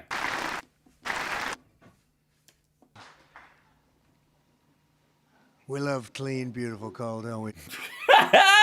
Why don't you eat some? Give it a what's it taste like? Okay. I'm thrilled to welcome to the White House the men and women who light our cities, and you do things that people don't even understand. This. No, I'm pretty sure we understand that they mine coal and process it. Some of them move it around. Some of them do the actual. There's demolition guys who actually, work with explosives. The other guys who do the actual mining. Some of them run the equipment. Some of them truck it. I don't know. Do a couple of them for shits and giggles still shovel it into the front of a train. This isn't AI. Much. Hold on. And you do things that people don't even understand. There's so much. You do so much. For example? Our homes fuel our factories and turn natural resources into American riches and dreams. Why are you huffing and puffing? You walked up 2 steps. I think it's 13 feet from the door to the stage. Our amazing coal Hold on. miners. Thank you very much, fellas. That's great. Coal keeps the lights on. That's what they say. Yeah, but should it? I know we're going to hear about windmills, aren't we? And I know you well. I know you well. I think I get about 97% of your vote. And you wouldn't want to do anything else. You wouldn't switch with a guy who had a beautiful penthouse apartment on What the fuck? Of course they would. Fifth Avenue. You wouldn't switch with that me. That was me. I had a nice, easy life. And now I decided to do this. But you know what? We just hit the highest price in the history of the stock market, 50,000. That's not a price. That's the activity on it, and and the combined cost. It always goes up. It will hit 60 at some point. That's what it does because of expansion and all. Well, it'll dip because of AI at one point because of all the jobs lost. But these guys, can I just say for the record, these are literally the first people that the coal companies want to replace with robots. If they could right now replace all these guys with robots, they absolutely fucking would. And arguably, it would certainly be safer for them. They're not going to it's not going to go, hey, a robot's doing your job, but we're going to give you the salary. One of these guys should invent the robot that puts them all out of a job or go work for those companies to get them to do it right so that they don't, make them out of, I don't know, flint or steel so that they spark at the wrong time. But the idea, by the way, that these guys are wearing hard hats and don't realize they're just being used is a little sad. hit the highest price in the history of the stock market, 50,000. And a lot of people are getting rich with your 401ks and everything else. So our country Not a lot. I think he was expecting applause. is back. We have the hottest country anywhere in the world. So it's If you think it's hot, you should fucking mine coal in August. pretty cool, right? So I want to just tell you, I really appreciate you being here. You're special people. You got mistreated very badly for a long period of time. Why? Because their jobs are going away? Because there are better alternatives? What's next? You're going to get all the horse and buggy guys in a room and talk about how big automobile was so mean to them? But you've Good God. had a better friend in the Oval Office than me, and I'm proud to officially name the undisputed.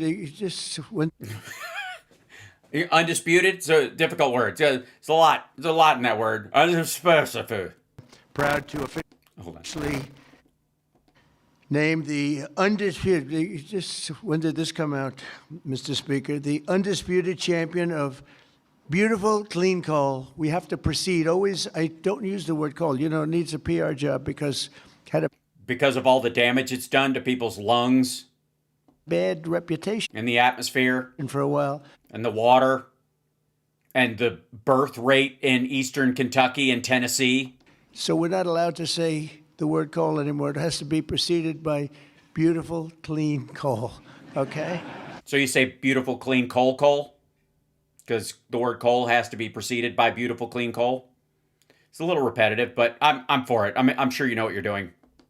We're cleaning it up. Hold on. By beautiful, clean coal. Okay? We're cleaning it up. Very good. The coal? No, sorry, just the image.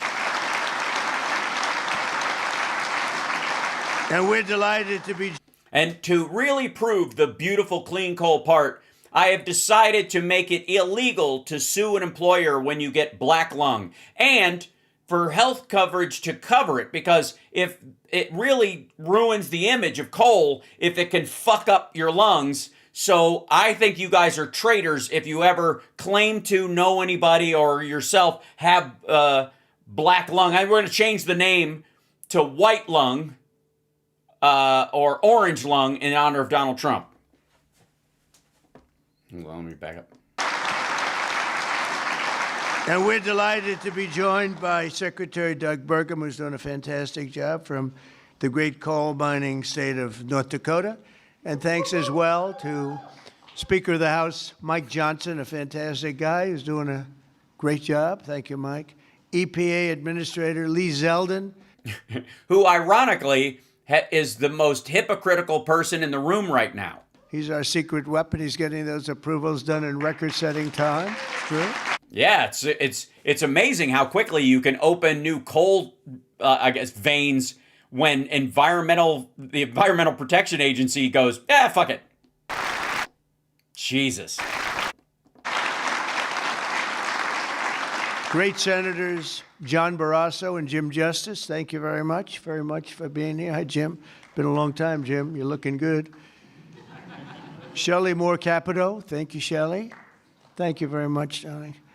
Marsha Blackburn, Bill Haggerty, Ted Budd, John Husted, Bernie Marino.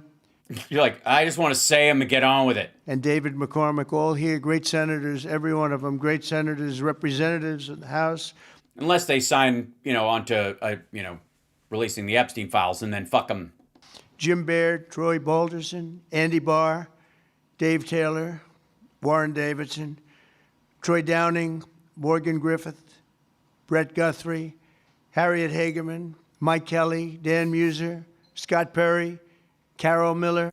Harriet Hageman. Okay. I'm from Wyoming. Dana Harshberger and Riley Moore. Boy, that's a good group of people. We have some others in here, too, and I'm not going to say it's just too many. Don't get angry at me. They took off all the names that are difficult to pronounce, essentially, except for Hageman. Never get their vote again. It's very dangerous. I also want to thank the... he also thinks that everybody else is as egotistical and selfish and stupid as he is. President of the Washington Coal Club, Michael Day, CEO of the National Mining Association, Richard Nolan. Sorry, how do you say association again? Club, Michael Day, CEO of the National Mining Association, Richard. Association. I didn't realize how many H's were in association. Association. Coal Club. It's an association of Haitians who do some mining in their spare time. Michael Day, CEO of the National Mining Association, Richard Nolan, along with many of the greatest business This is early in the speech, too. Shit. leaders in this powerful industry and a great industry. It is. But of course, the most important people here today are those who get their hands a little bit dirty to Oh my God, he's going to talk about miners getting their hands dirty. Maybe he does want to talk about the Epstein files. Quit it. keep. Most important people here today are those who get their hands a little bit dirty to keep America running at full speed. Our frontline coal workers, and I'm pleased to report that in the first year of my presidency, real wages for the typical miner increased by more than $2,200. I'd say that's pretty good, right? Yeah, because gear has allowed them to fire people, and so the people they keep on have to be more specialized, and those people kept the exact same job and the exact same wage. But if you eliminate a guy who makes less money and you keep the guy who makes a little more money because you're replacing this guy's whole fucking job with a machine, the mean wage goes up because you fired all the people that are below that mean. Brilliant. What a jackass. Okay, hold on. $1,200. I'd say that's pretty good, right? Imagine if you fired all the regular employees at a business, but you kept management. Can you imagine the leap in the average salary? Think about the math in that for a second and enjoy the rest of your day. You're like, Hal, I thought I understood there would be no math. I try to soften it with as much charm and comedy as I can. No, hold on. I'd say that's pretty good, right?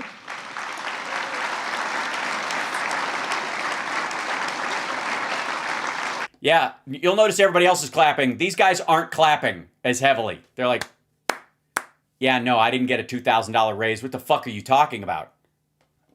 And again, look at the room. Watch the room. That dude's, this guy right over here is picking his fucking nose. The guy next to him is literally doing the fuck you clap. And I'll give you the bad news. It's the first time that's happened in more than 27 years. All right? Those other presidents You mean when there were other giant layoffs? didn't take good care of you. They didn't take good. What the fuck are you talking about? Hold on.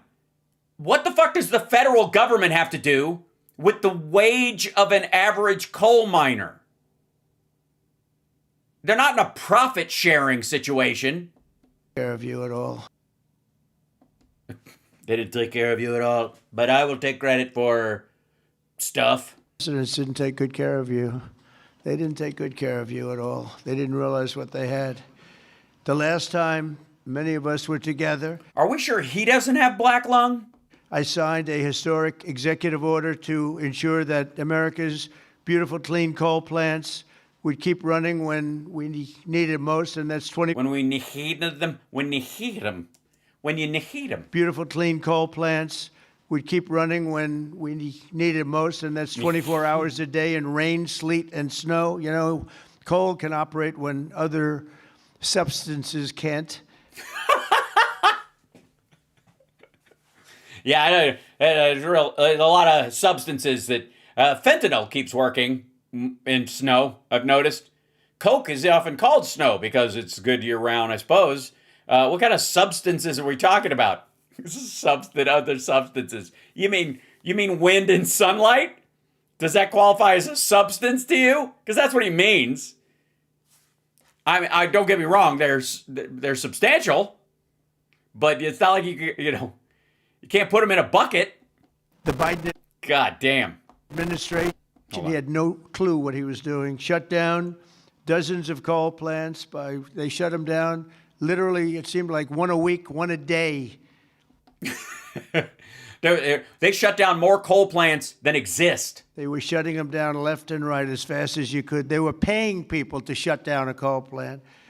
Right, because the damage from it was actually more damaging environmentally and to the health and well-being of the people around than the coal produced. And we had also shale oil, natural gas. There was a huge boom in natural gas, which is why. In the ruinous path, we would have seen mass suffering and rolling blackouts all over the country. We would have had blackouts right now all over the country. We would have had a country that, worse than blackouts, every other thing would have been wrong with it, too. You know, the thing about a blackout is like, yeah, it sucks, but it's that whole like hitting your shin on the coffee table when it's so goddamn dark. And imagine if you're trying to bomb a nuclear site, you know, obviously our B-2s can do it, but if you're trying to do it in your T-16 back home, you're going to have to eyeball that fucker in the dark. All of the horrible things that took place at our border. And right now our border is 100% secure. So, powered by coal. The first time in the history of our country, actually. And you see it all the time. So instead, when large parts of our country were hit with winter storms, it was coal that kept the power on, and it was natural gas too. Coal that never was bothered by cold weather, warm weather. Most things that are explosive or burn don't have a problem in cold weather. Never bothered by anything, just keeps on chugging, right? During this vicious storm, and they had some really bad ones, coal generation surged 31%, while solar and wind totally collapsed. I'm not a big fan of those crazy windmills that are all made in China. You know, they're made in China, but not used by China. They have huge wind farms over there. They also use way more coal than we do because they don't give a shit about their water or their arable land. Let's look for a couple of wind farms in China, see if you can find one. Excuse me one moment.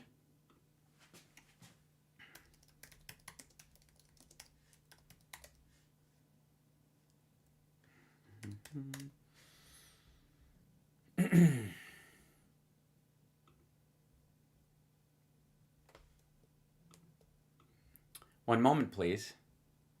Let's see. Let's get the biggest.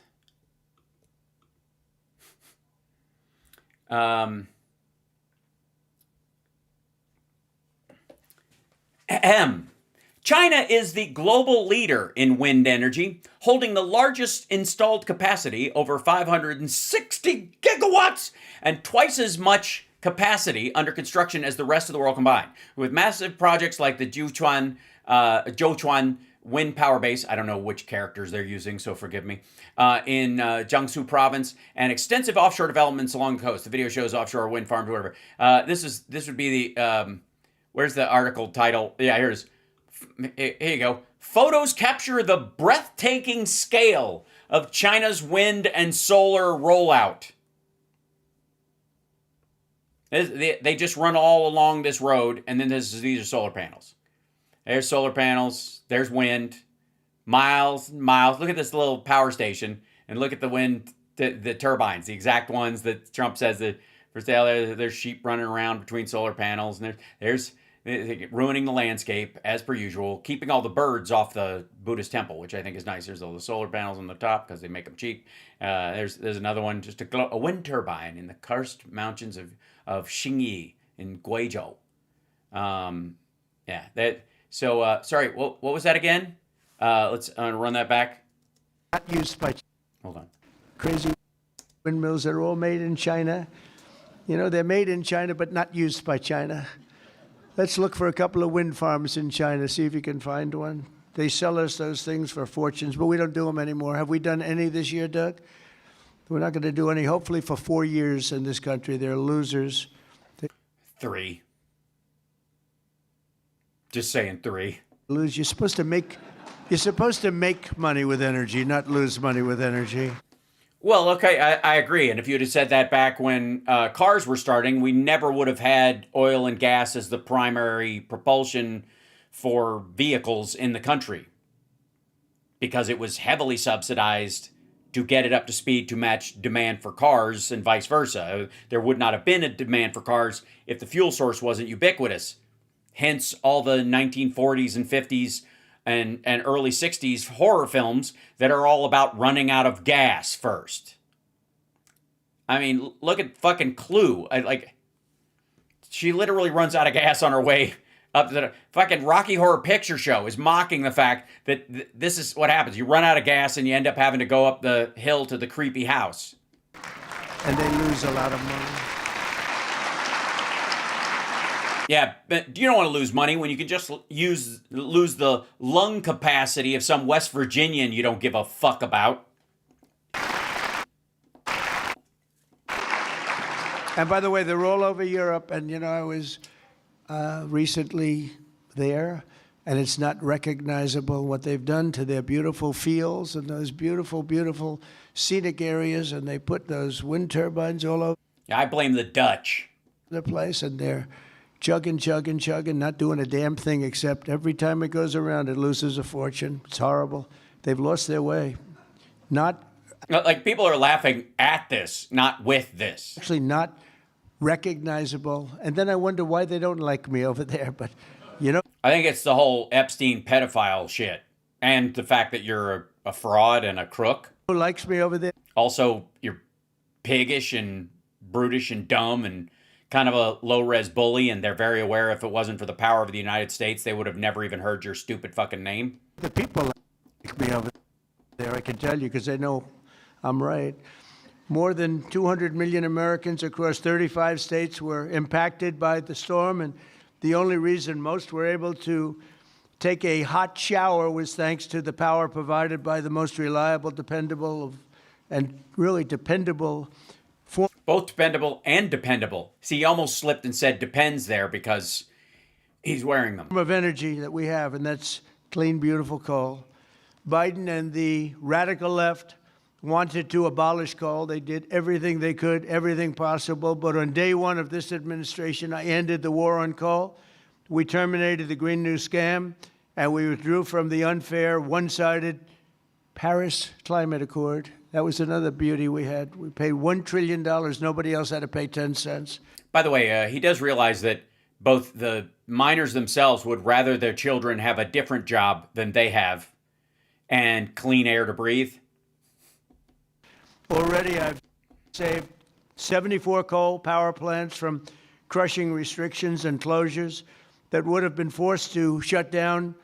If you had to start giving a shit about the groundwater that people in Tennessee drink, fuck those people, right? The very immediate right, Marsha Blackburn? Future. Sorry, Marsha Blacklung. And today I'm proud. That's her new name, by the way. You're welcome. To announce that the Tennessee Valley Authority is taking action to save 2 major coal plants in Tennessee. Tennessee Valley. Yeah. You know why? Because Elon Musk needs the power. It's not for the people. He doesn't give a shit about the environment either. He's using the fucking river to cool his servers. Good God.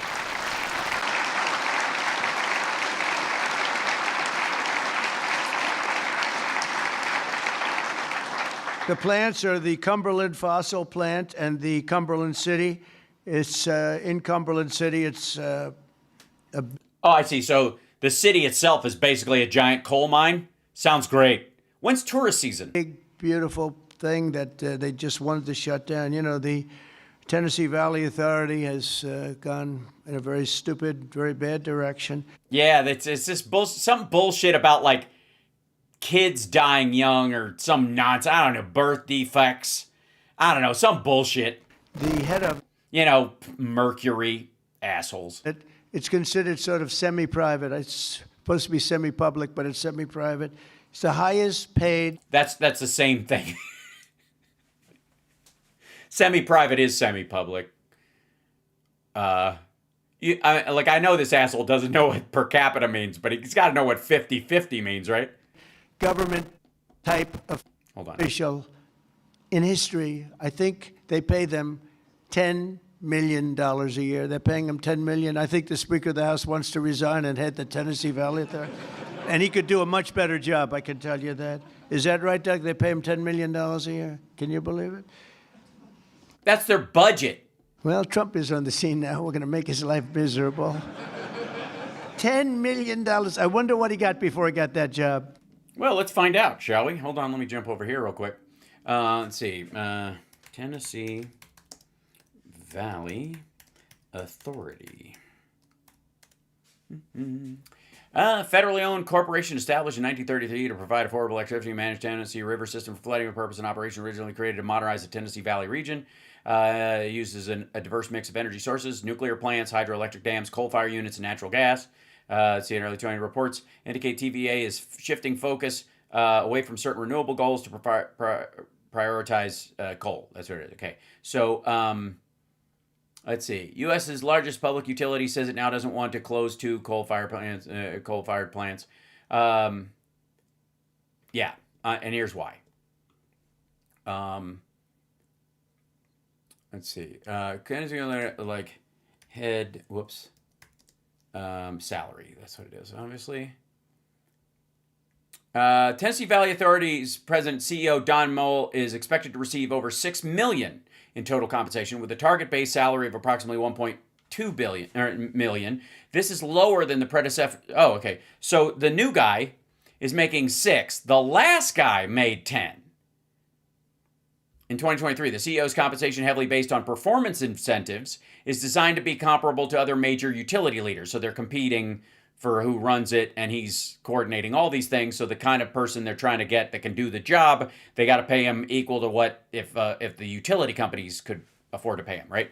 So following the departure of longtime CEO Jeff Lyash, Don Moll took over with a compensation structure aimed at reducing total pay while staying competitive with industry peers. As of 2023, Lash was the highest paid federal employee with $10 million in total compensation. A significant portion of the CEO's pay is linked to meeting performance metrics. So these are bonus-based things for TVA's power generation, including reliability. While technically a federal agency, the TVA operates as a government-owned utility, allowing it to pay market rates to executive staff, which has historically generated controversy. It's been around for a long time. TVA said this in 2024. Okay, if I may, where is this? Hold on. I was like, boop. I hit the wrong. Okay. Where is this? I meant to go here. There you go. Here's why. What I say. What I fucking say.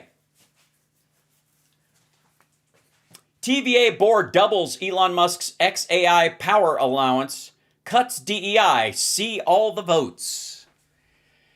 Hopkinsville, Kentucky. The Tennessee Valley Authority Board of Directors voted unanimously to extend the operation of coal-fired power plants and double the electricity Elon Musk's artificial intelligence company can pull from the grid at its Memphis data center. This does not go to lowering the cost of energy for fucking anybody, and Trump should know this. I doubt he does. I mean, I don't know what he knows at this point. Everything he says about Biden is true of him, so because everything's a confession or a projection.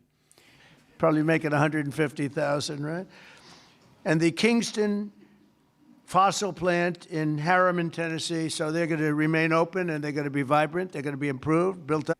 They're going to singularly supply energy to Elon Musk's XAI.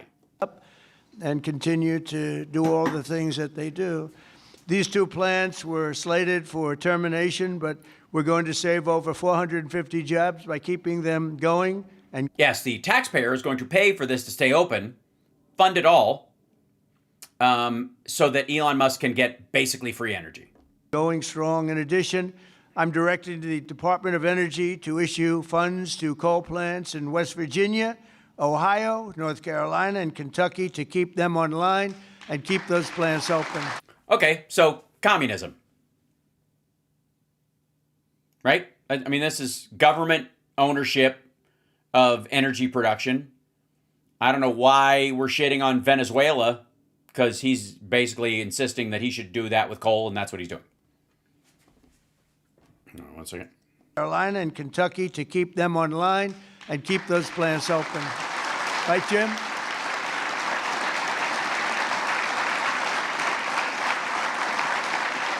And very importantly, we're also bringing our coal mines roaring back to life. Under 4 years of the Biden administration, Sleepy Joe, not a single permit was approved for a new coal mining project. Think of it. 4 years, not one permit.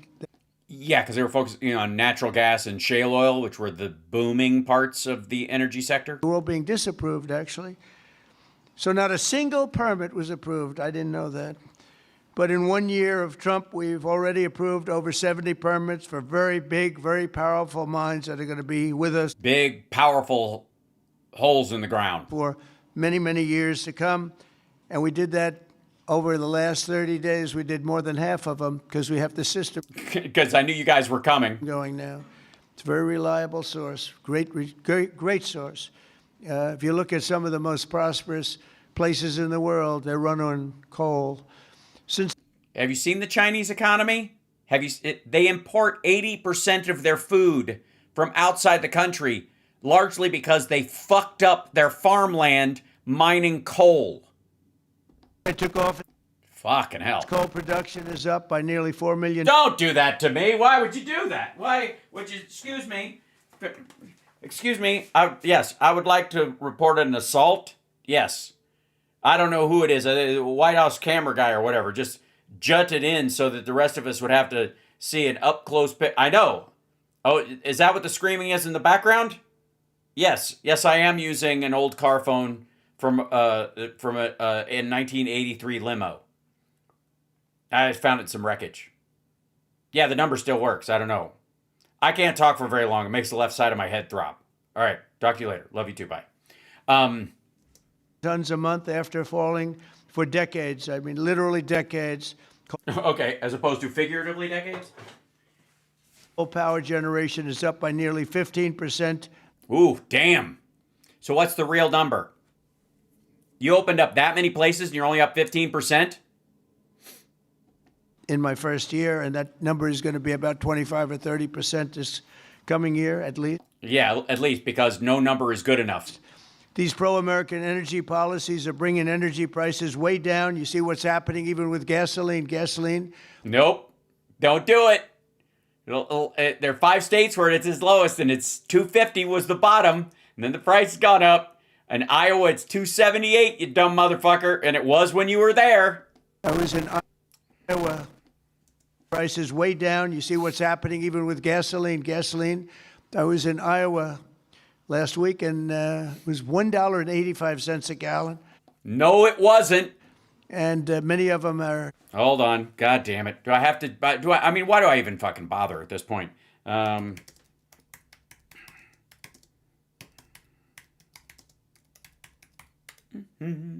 da da da da da. There we go. Here we go. As earlier, gas prices are experiencing some of their lowest levels since 2020-21, with the national average dipping near or below $2.90 to $3 per gallon. Lowest prices were primarily found in Gulf Coast states and Midwestern regions, which would, like Oklahoma, Mississippi, Arkansas, reporting the cheapest, sometimes under $2.50. Yeah, in December 2025, the national average dropped below $3 for the first time since 2021. Oklahoma is $2.25, Mississippi is $2.40, and Arkansas is $2.40. Regional leader $2.55. Iowa is nowhere on the low gas price list at all. Today's national average $2.93. All right, the cheapest gas. This would be expensive gas out here. California's $4.50 because it's a pollution tax on top of that. Same with Pennsylvania. There's New York, $2.94. Illinois is $3. Missouri's $2.50. Kansas. Here's wait, where are we? There we go. Iowa, $2.50. Is it lower? Yeah, because there's an oil glut. Is it as low as it could be? No. As a matter of fact, you could argue that Trump is keeping it artificially high. $1.99 and $1.91 I saw. We have them under $2 a gallon now. A little while ago, just a year and a half No, you don't. ago, they were at $3.50, $4, $4.50. In California, $7. Yeah, that place is always expensive because it's nowhere. Because of its crazy taxes. Right.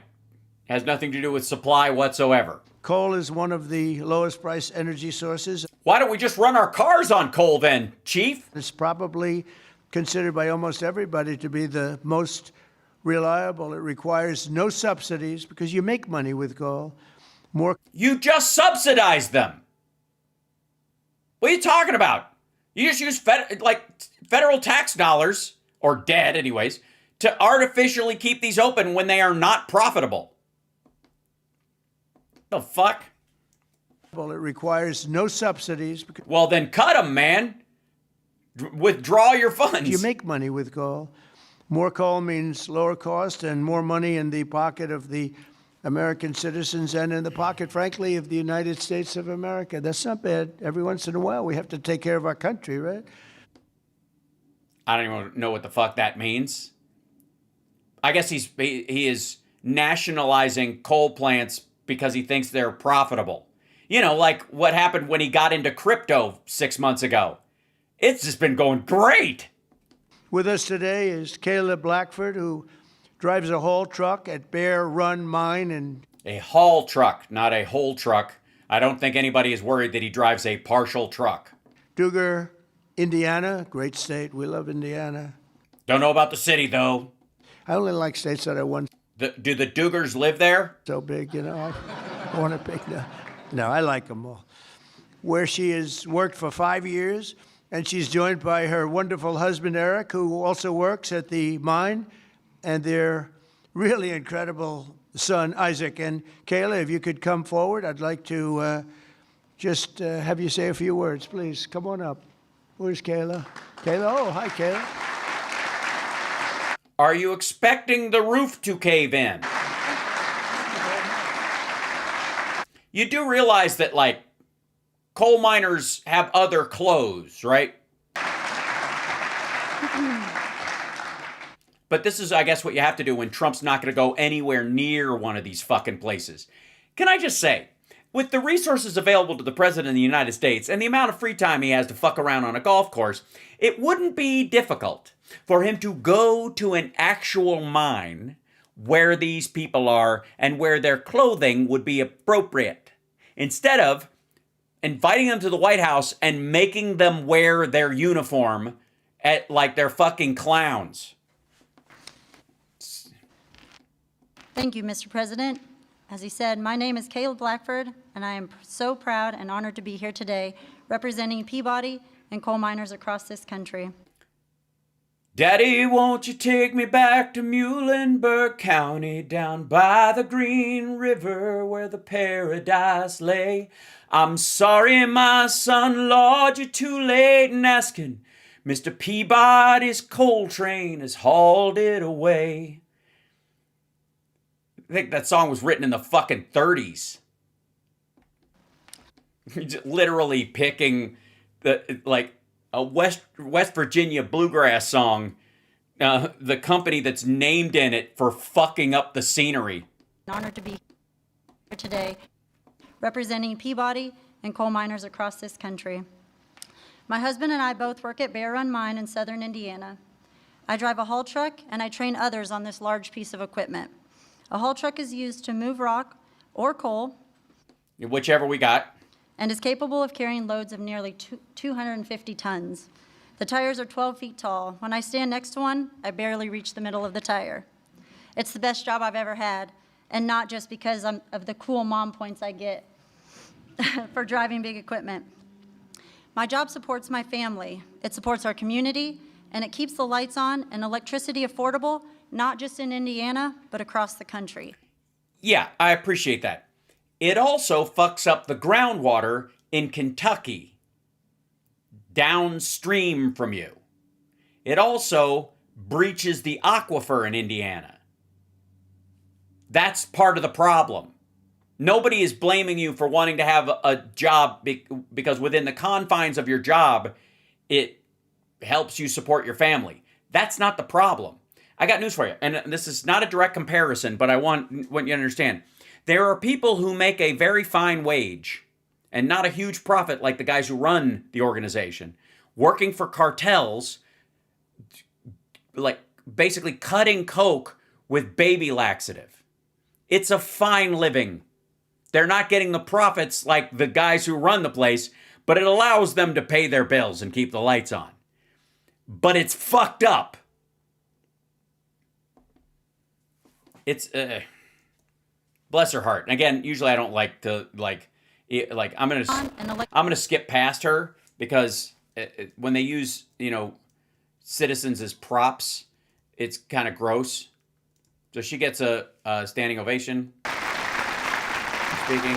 She did a good job, right? Look at the boy. He's so proud of Mom, huh? Did a good job? Couldn't do better, right? Anyway, thank you, Kelly. That's really nice. She did better than you. Thank you very much. Cole. Again, low bar. She did much better. Also critical to our national security, vital to everything from steel production to shipbuilding and artificial intelligence. It's yeah, mostly that now. Incredible what's happening with coal. And it's also incredible how clean they're able to keep it now with all of the new techniques. By using it, they're able to do things environmentally that are amazing. You see that? You do. You see it in the smoke and in the silt and in the shit that layers the entire town. That's why I'm also pleased, especially when you lower the EPA standards, to announce that in just a moment I will sign an executive order that directs the Department of War to work directly with coal plants on the new power purchasing agreements, ensuring that we have more reliable power and stronger and more resilient grid power. And we're going to be buying a lot of coal through the military now, and it's good. Yeah, all right. So you know how he was saying I could fix the job market by buying a lot, hiring a lot of federal workers, but I'm not going to. He's basically just incorporating the businesses into the federal government. What's the difference between a federal employee and a company that is completely bought up or its entire product base is sold to the federal government and the taxpayer? What's the difference? There's some middlemen who get to shave off profit.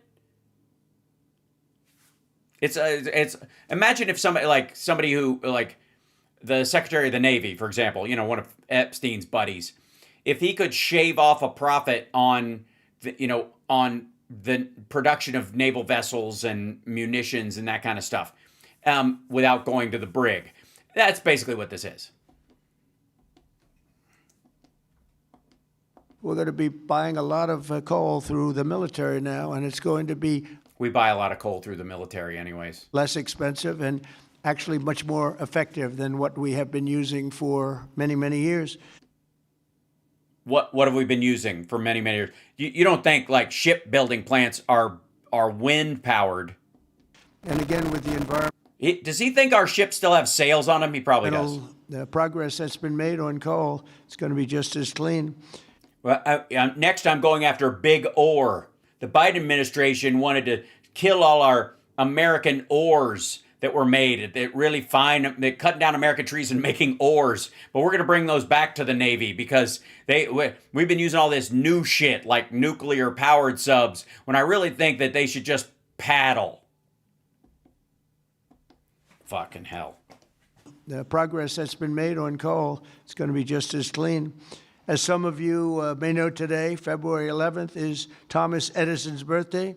There could be no better way to honor the legacy. Yes, no better way to honor the legacy of a guy who was trying to electrify everything than going back to the earliest, worst version of electrification. Legacy of the man who lit the world. Did you know that? The man who to honor the legacy of the man who lit the world. Did you know that? The man who lit the world. Yes, people know that Edison invented the light bulb.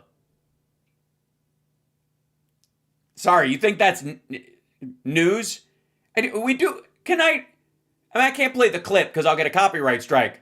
But our current president is Jim Carrey in Dumb and Dumber when he's leaving the bar, and he's like, "No way, we landed on the moon! Hey, everybody!" Right? That's what we just saw.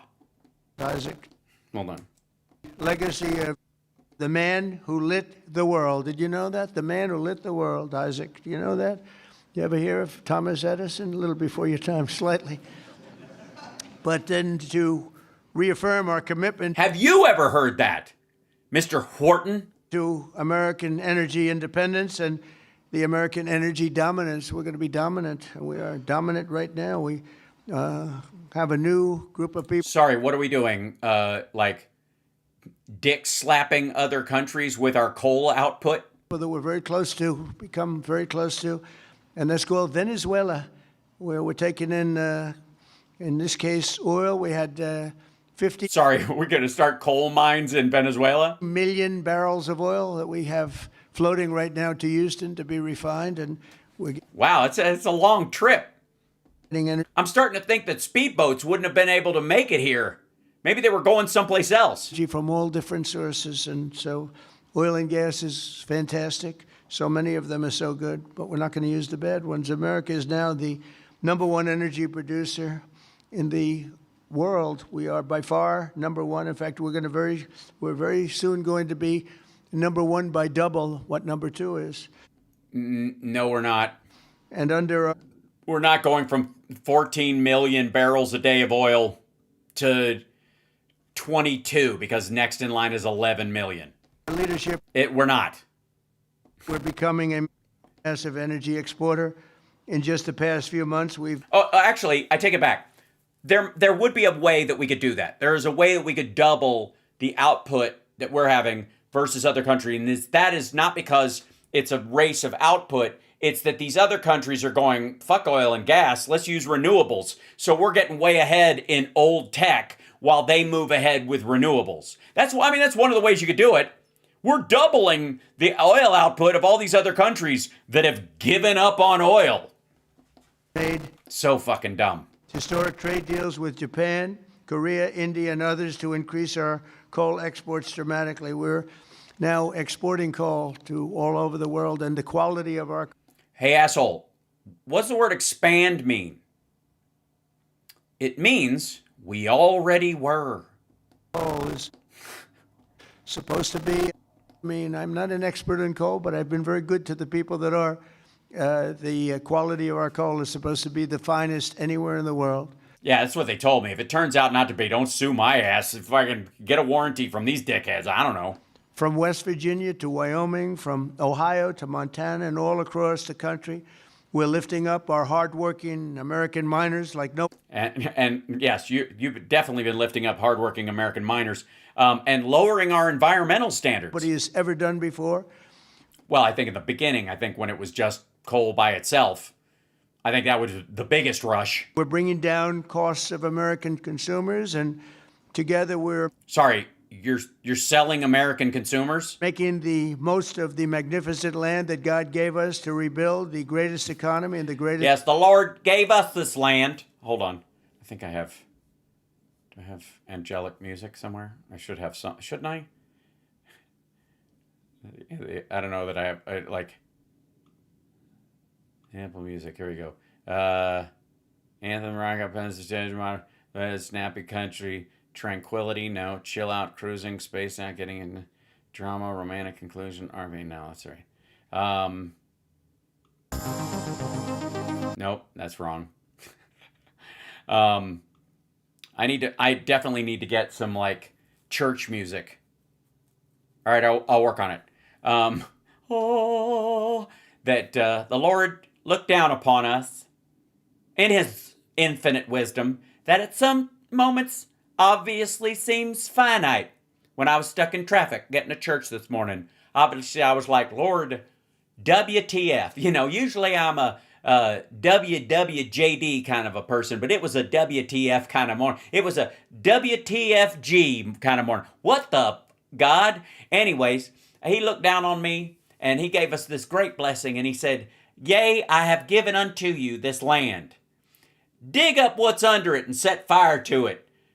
And granted, your water will be toxic with cold sleuth and toluene and benzene and mercury, but blessed will be the man who does not glow in the dark from a sip of tap water. Amen. Nation and the history of the world. Another one of my favorite words is the word tariff. Tariff is very... Wait, did he just say God's one of my favorite words? I know they want to... Wait. Greatest economy and the greatest nation in the history of the world. Another one of my favorite words is the word tariff.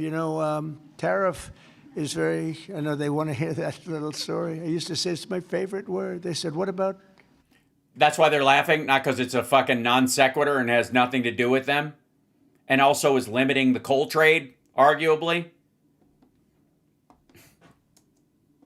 That little story. I used to say it's my favorite word. They said, what about God? What about religion? What about family and your wife, your children?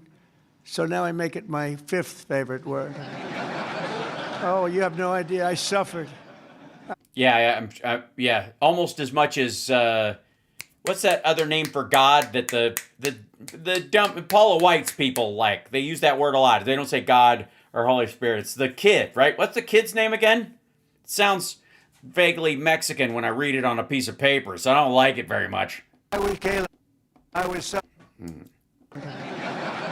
Oh, you have no idea. I suffered. I was Kayla. I was suffering from the fake news media. They were. Kayla? You mean Kaylee?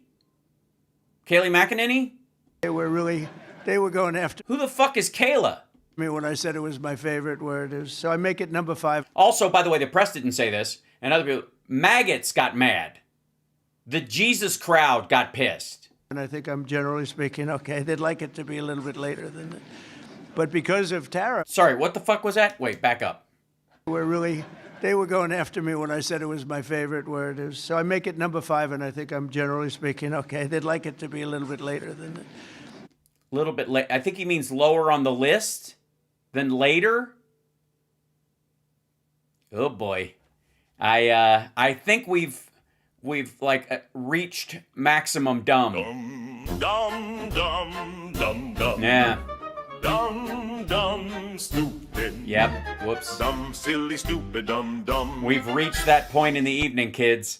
The sun is getting low in the sky.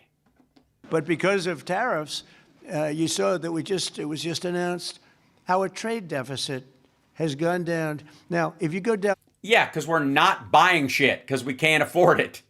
We're not sending out more stuff. The amount of exports didn't go up and compete with with imports. The number of imports went down because of the lack of funds. People aren't investing in shit because the tariffs make shit expensive. 1 point, 2 points, you're like a genius. It's gone down 78%. Also gibberish. 78%. Can you believe it? And we have to fight. Hold on. Real quick.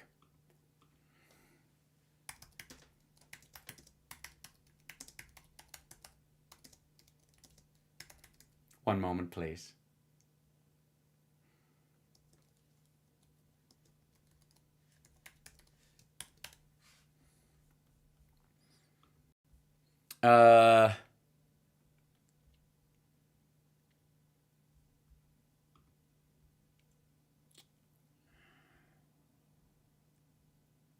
Let's see. While October 2025 data showed a significant, abrupt, and highly unusual 39-40% monthly drop in the trade deficit, so it was 1 month where the trade deficit dropped 40%.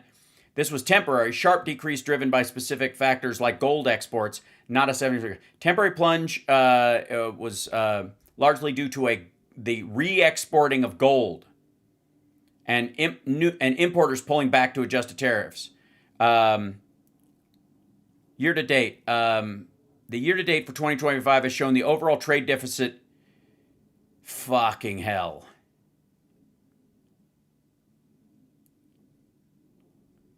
Year to date context. Hold on. You guys are going to love this one.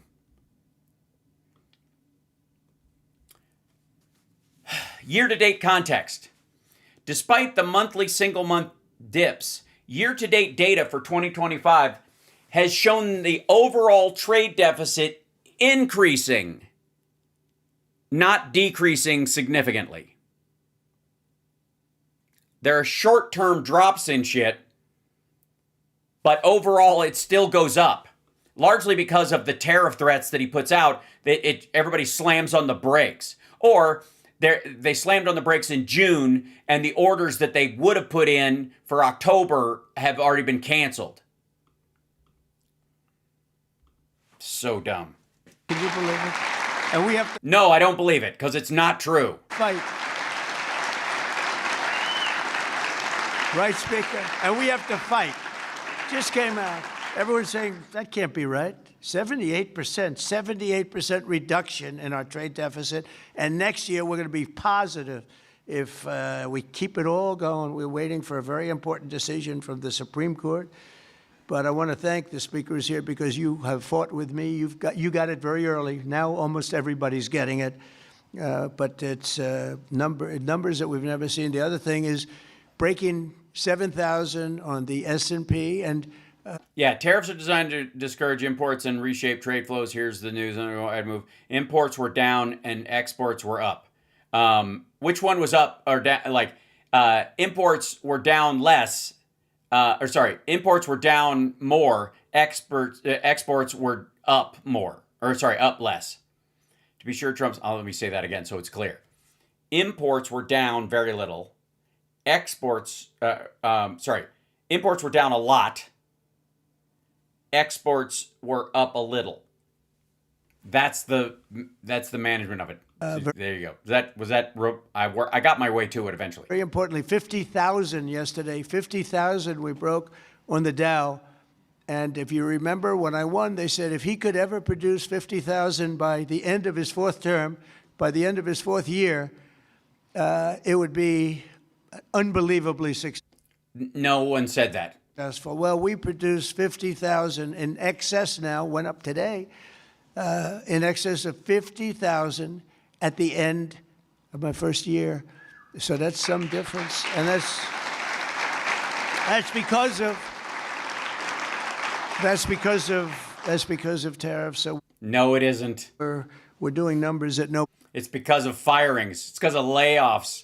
And it's because of AI and the boom that's come from it.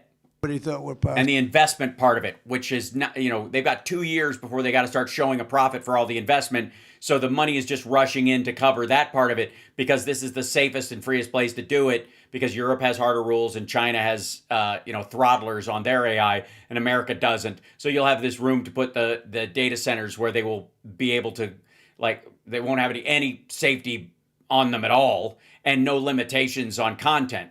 So because of that, that's why people are investing in the data centers here, which started again under the Chips and Science Act. Is rich. I tell the story that in Saudi Arabia, the king said. No, he says the hottest ever. No, sir. This is hotter than the engine on the wood chipper we threw Jamal Khashoggi into. A year and a half ago, we were all saying you were a dead country, and now you have the hottest country anywhere in the world. That's true. You should stand next to a coal plant. We're the hottest country anywhere in the world, and a lot of reasons. So once again, I'd like you thank you for. I'd like you thank you. Sorry, what was that again? So once again, I'd like you thank you for the tremendous. I'd like you thank you. This honor of being here, and especially these gentlemen in the front row and a couple of you in the second row. What happened to the guys in the second row? They couldn't make it to the front. What's wrong with them? They don't shovel it as well, right? But 1, 2, 3, 4, 5. There's like 7 rows, and then there's guys in the front row. They just spill over. What? What are you talking about? Especially these gentlemen in the front row and a couple of you in the second row. What happened to the guys in the second row? They couldn't make it to the front. What's wrong with them? They don't shovel it as well, right? But I want to thank you and invite the. Oh, I see. Everybody who had to sit in the back must not be as important as the guys who are sitting up front with him, because those are the ones that were supposed to speak, or they're the ones who are going to be up there for the photo op. So they were picked by how blue collar they look. Chairman of our National Coal Council, Peabody Energy CEO, which is a great company, by the way, Jim Grech, to come up. Yeah, it's great at removing mountains and scenery. And say a few words, please, Jim. Thank you very much.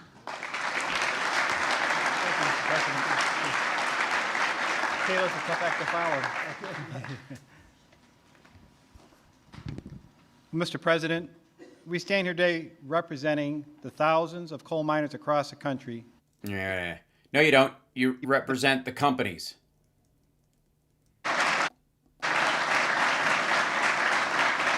Sorry. Ask all of the, there's some executives and coal miners are going to join us on stage, and we are going to present you an award, sir. Yep. that's what it was. They're just giving him a fucking toy. Again, I'm all for him wasting his time doing this shit. He doesn't have that much time left. So if he wants to spend it getting little mini statues and a pat on the back, I'm sure it'll feel way better than the love of your children or closeness with the average human being. But I have a lot of statues. Thank you very much. Thank you.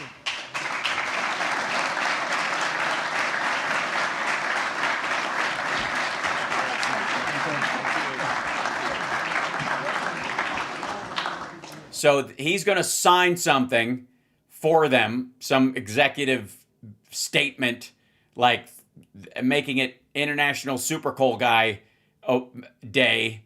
And then they're going to give him a little statue that he's going to show on his desk. And we're going to have to watch this asshole point at it like it's his FIFA Nobel Prize. I got the Coal Miners Peace Prize. I thought it was going to be a piece of coal. It's so much better.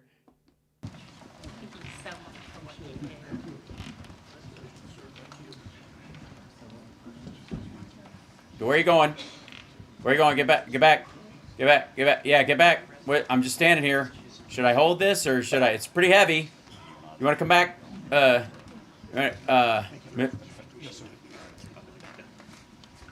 you, fellas, very much. Thank you, Mr. President.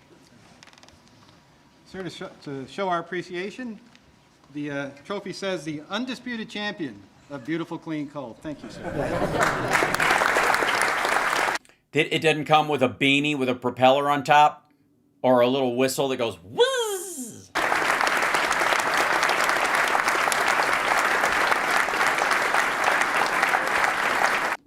He's literally having them make up awards for him.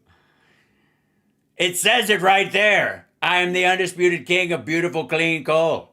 What more could you want? Why aren't you fuckers Epstein who? I don't know if is it just me or does the statue look like it's got Epstein's face? That should be the big question everybody's asking. Why did the statue of the coal miner that they gave him have Epstein's face? Once you see it, you can't unsee it, Mr. President. It's sitting there on the table, across the room, looking right at you.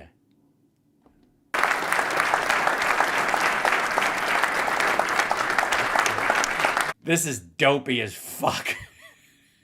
Can you imagine if Joe Biden was like, Mr. President, we have decided to give you the ice cream cone of freedom. Like the right would eat him alive.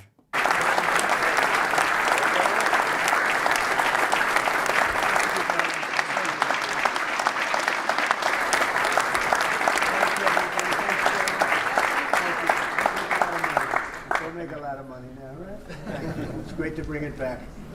You were treated very badly, and now you're treated really well. How long do you think these fuckers, you think they just got their coal jobs yesterday, you asshole?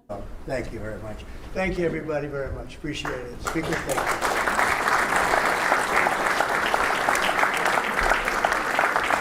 you. Here, Kayla, sorry. Can you hold this? It's fucking heavy.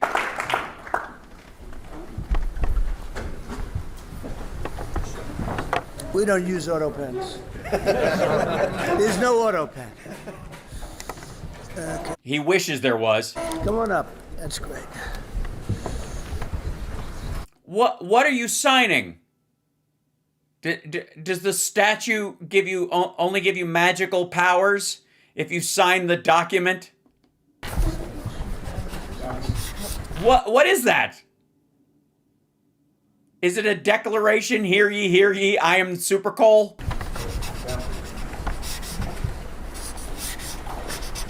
The man who surrounds himself with miners and is proud to be found in many photographs with miners of all sorts, who has had friends over the years who's introduced him to miners. Can I just say that this might be one of the dumbest PR moves you could possibly do, is on the day your AG is being grilled about the Epstein files, you are making an appearance with miners.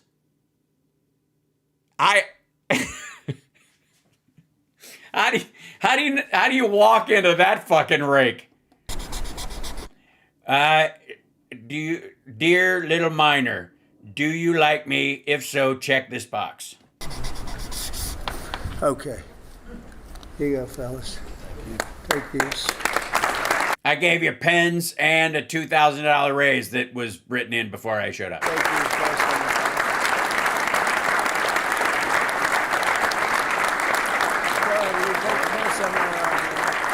Everybody pass around a pen.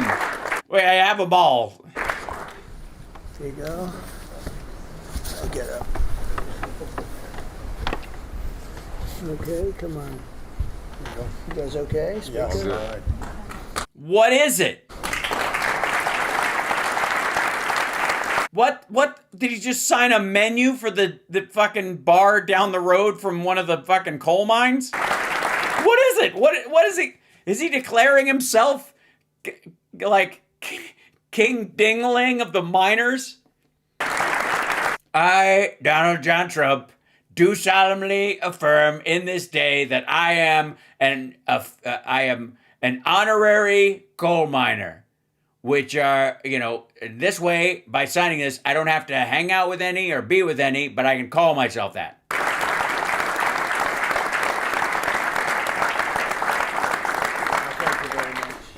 What? No. First of all, President Trump participates in the Champion of Coal event. First of all, there is no Champion of Coal event. Secondly, all right, does anybody know what he fucking signed? Did they just give him a toy, give him something to scribble on? Trump has become, he's not the president of the United States, he's a toddler at a Denny's. Why don't they just give him a placemat and some fucking crayons? What the hell? They don't even say. Thank you very much, fellas. Good luck. Make a lot of money. All right. Have a good time. Thank you. I'm out of here.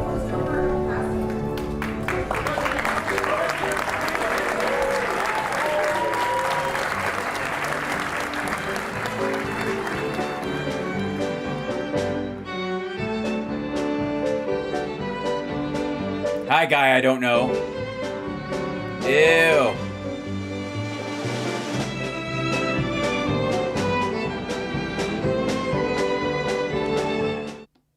I honestly don't know what happened there. He got a toy and he scribbled his name on a piece of paper, but they never said what the fuck it was for. He didn't say. I don't think he knows. What the shit? Okay, anyways, I went over because we were covering that. Thank you guys for sticking with me. Again, I won't have a show tomorrow because tomorrow's parent-teacher conferences, and I'm that kind of dad. But I will see you guys on Friday. I don't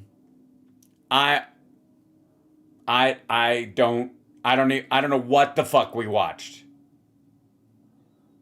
I don't know what. Well, I do. We saw Trump's staff distracting him with activities that he thinks make him look like he's doing the job, or that will flatter him enough to keep him from going up to the residence, going to bed early, and shit posting. That's the only thing that makes sense.